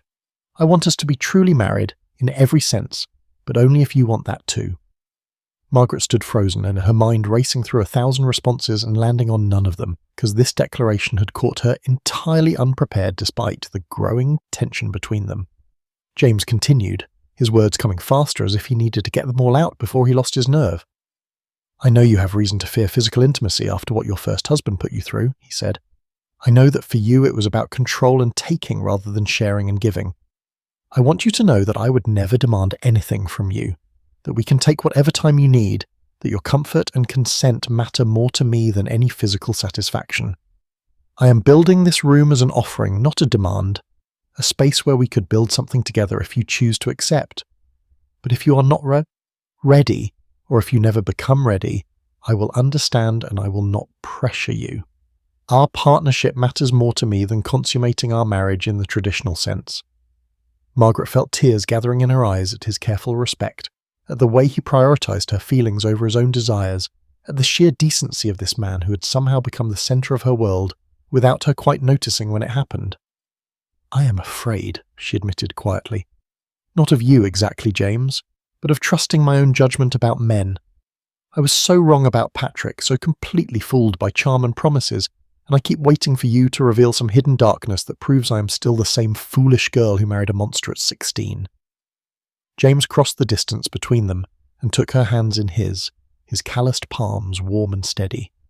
"You are not that girl anymore," he said gently. "You are a woman who has survived hell and come out stronger, who has raised a good son alone, who has taken on a failing household and transformed it through sheer determination. Give yourself credit for how much you have grown and learned. And Margaret, I am not asking you to trust blindly. I'm asking you to keep doing what you have been doing, judging me by my actions over time and making your decisions based on evidence rather than faith. I have tried to show you through everything I do that I am a man who keeps his word and respects you as an equal. If I have failed in that, tell me and I will do better." "You have not failed," Margaret had said, her voice thick with an emotion. "You have shown me every day what real partnership looks like, what genuine respect means. You defended me publicly when you could have walked away. You gave me space and autonomy when you could have demanded obedience. You have been patient with my fears and kind to my son, and you have never once made me feel less than worthy. I have fallen in love with you too, James, and it terrifies me because the last time I loved a man, it destroyed me. But you are not Patrick, I know that now in my bones, and loving you feels entirely different because it is built on truth and tested by hardship rather than constructed from pretty lies." James's face transformed with hope and something approaching joy, and he raised one hand to cup her face with infinite gentleness. "So what are you saying?" he asked quietly. Margaret took a deep breath, feeling like she was standing on the edge of a cliff, preparing to jump, and then she made her choice. "I am saying yes," she replied. "Yes to the room, yes to truly being your wife in every sense, yes to building a future together that includes all of me, scars and fears and damaged trust included. I am saying that I choose you, James Crawford, not because I have to or because I have no other options, but because you have shown me what real love looks like, and I want to spend the rest of my life learning to love you better." James pulled her into his arms then, holding her with a fierceness that spoke of months of restrained longing, and Margaret let herself sink into his embrace, let herself feel the solid warmth of him and the steady beat of his heart against her cheek. They stood that way for a long moment, holding each other, while the spring wind blew around them and the sounds of the ranch continued in the background, and Margaret felt something in her chest unfurl like a flower opening to sunlight, some last defensive barrier falling away to reveal the possibility of genuine happiness. That night, after Sarah and Thomas had gone to bed, James and Margaret sat together by the fire talking in low voices about their fears and hopes for the future. James admitted his terror of loving and losing again, of allowing himself to care deeply only to have death snatch away the person he loved as it had taken Mary. Margaret confessed her fear of being controlled, of losing the autonomy she'd fought so hard to claim, of becoming once again the powerless girl who had no say in her own life. They made promises to each other, not the conventional wedding vows they had spoken at the courthouse, but deeper, more personal commitments forged from understanding their individual wounds. James promised never to make decisions about their shared life without consulting her, to value her input as equal to his own, to remember that partnership meant 2 voices, not 1. Margaret promised to communicate her needs and fears rather than suffering you in silence, to give him the benefit of the doubt when her old anxieties arose, to remember that his actions had consistently proven his character, and then, with a mixture of nervousness and anticipation, they moved together toward the future they had chosen, and Margaret discovered that physical intimacy built on mutual respect and genuine affection was nothing like what she had experienced with Patrick, that it could be tender and careful and focused on shared pleasure rather than one person's gratification. James treated her like she was precious, checking constantly for her comfort, letting her set the pace, and Margaret felt walls she had not even known she still maintained crumbling in the face of his patient devotion. The weeks that followed were a revelation as they learned each other in new ways, their partnership deepening into something richer and more complex, and Margaret found herself laughing more freely and sleeping more soundly than she had in years. The room James built became their shared sanctuary, a space that represented everything they had built together, through honesty and hard work and the willingness to be vulnerable with each other. Sarah noticed the change in the household's atmosphere and smiled with the particular satisfaction of a daughter who saw her father happy again, and Thomas bounded around with even more energy now that the last tensions in the house had dissolved. Summer arrived with its own beauty, the prairie grass growing high and golden, and the cattle growing fat on the abundant grazing. Margaret discovered she was pregnant in June, the realization hitting her with a complicated mix of joy and terror, because she remembered too clearly the difficulties of her pregnancy with Thomas while married to Patrick. But James's reaction when she told him was nothing like Patrick's had been, his face lighting with genuine delight and his hands immediately going to her still flat stomach with wonder. "Are you happy?" he asked anxiously. "I know carrying a child is hard and sometimes dangerous, and I would not blame you if you were more frightened than pleased." "I am both," Margaret admitted, "terrified of the birth and what could go wrong, but also happier than I have any right to be, because this child will be born into love and security rather than chaos and poverty. This baby will have a father who actually wants it and a home that is stable, and siblings who will welcome it. That is more than I dared dream of when I was carrying Thomas. Then we will face the fear together," James said firmly, "and I will do everything in my power to keep you and the baby safe." The pregnancy progressed smoothly through the summer and into early autumn, Margaret's body changing in ways that were familiar from before but felt entirely different in this context of being wanted and cared for. Sarah fussed over her with endearing protectiveness, insisting Margaret rest more and take on fewer heavy chores, and Thomas was fascinated by the idea of becoming a big brother. James treated Margaret like she was made of spun glass, which was both touching and occasionally annoying when she felt perfectly capable of continuing her normal work. The ranch continued to prosper under their joint management, and they began making plans for expansion, talking about buying additional land and increasing their cattle herd, and perhaps one day building a larger house that could accommodate their growing family. One afternoon in late September, exactly 1 year after Margaret had first arrived in Redemption Creek as a desperate widow with nowhere else to turn, she stood on the porch watching the familiar scene of ranch life unfolding before her. Sarah was in the corral teaching Thomas to ride, the girl's patient instructions carrying clearly across the yard, while Thomas clung to the saddle with determined concentration. James was working on repairs to the barn, his competent hands making quick work of replacing rotted boards, and he looked up and caught her watching and smiled with the particular warmth he reserved only for her. Neighbours were arriving for supper, Ellen Michaels and her husband bringing fresh-baked bread and easy companionship, and their house behind Margaret was filled with the smells of cooking and the sound of laughter and all the small touches that made it unmistakably a home rather than just a structure. Margaret's hand went to her swelling belly, feeling the flutter of life inside her behind her, and she thought about the journey that had brought her to this moment. She had come west expecting to hide from her past, to bury her shame under new geography and a new name, to survive rather than truly live. But instead she had found a man who valued her whole self, including her scars, who saw her survival not as evidence of moral failing but as proof of strength. She had found children who needed her, and whom she needed in return, building a family not from blood alone but from choice and commitment and the daily work of showing up for each other. She had found a community that had judged her harshly at first, but eventually made space for her, when they saw her character demonstrated through actions rather than assumptions. And most importantly, she had found herself again, the self she had lost somewhere in the nightmare of her first marriage, the Margaret who was capable and strong and worthy of being cherished. James finished with the board he was replacing and walked toward the house, and as he climbed the porch steps, Margaret remembered the words he had spoken that first day when Mrs. Pierce had tried to use her past as a weapon against her. "I did not pay for your past," he had said. "I paid for our future." At the time, Margaret had not quite believed those words, had thought them pretty sentiment masking practical calculation, but now she understood their profound truth. The past was simply information, data points that explained but did not define, and the future was something they were building together through 10,000 small choices and acts of faith. James reached the porch and wrapped his arms around her from behind, his hands resting over hers on her belly, and they stood together watching their family and their land and their life spread out before them. Margaret leaned back against his solid warmth and felt a peace so deep it was almost painful, the peace of knowing she was exactly where she belonged, not despite everything she had been through, but because of it, because every hardship had led her here to this moment of profound and well-earned happiness.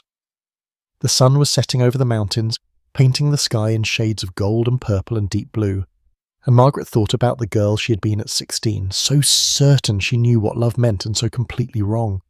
That girl would not recognize the woman Margaret had become, would perhaps be horrified by the scars and the hardness and the pragmatic approach to marriage that valued partnership over passion. But that girl had also never known what it felt like to be truly safe, to have a partner who respected her as an equal, to build something real from honest foundations. "I love you," Margaret said quietly, the words still feeling new and precious on her tongue. "I know," James replied, his voice warm with contentment. "I love you too, and I am grateful every single day that you were brave enough to get on that stagecoach and come find me." "I was not brave," Margaret protested. "I was desperate." "Maybe," James agreed, "but sometimes desperation and courage look exactly the same, and either way you changed my life and gave me back hope I thought was lost forever." Inside the house, Thomas called for his mother to come see something he had drawn, and Sarah laughed at whatever the boy was showing her, and Ellen's voice joined the conversation asking about recipes. The sounds of family and friendship and ordinary domestic happiness drifted out through the open door, and Margaret smiled because this was her life now, this beautiful, messy, complicated reality that she had earned through survival and sacrifice and the willingness to risk being hurt again. She turned in James's arms and kissed him, a brief, sweet connection that still sent warmth flooding through her, and then they went inside together to join their family and their guests, and to continue the work of building a future that honoured the past without being imprisoned by it. The Wyoming wind blew across the prairie carrying the scent of sage and grass and the promise of winter to come, but inside the Crawford ranch house there was warmth and light and love in all its imperfect, perfect forms, and Margaret Crawford née Sullivan felt the last chains of shame and fear finally break and fall away, leaving her free to simply be herself in all her scarred, beautiful strength, and that freedom was worth more than all the fairy tale promises that had ever led her astray.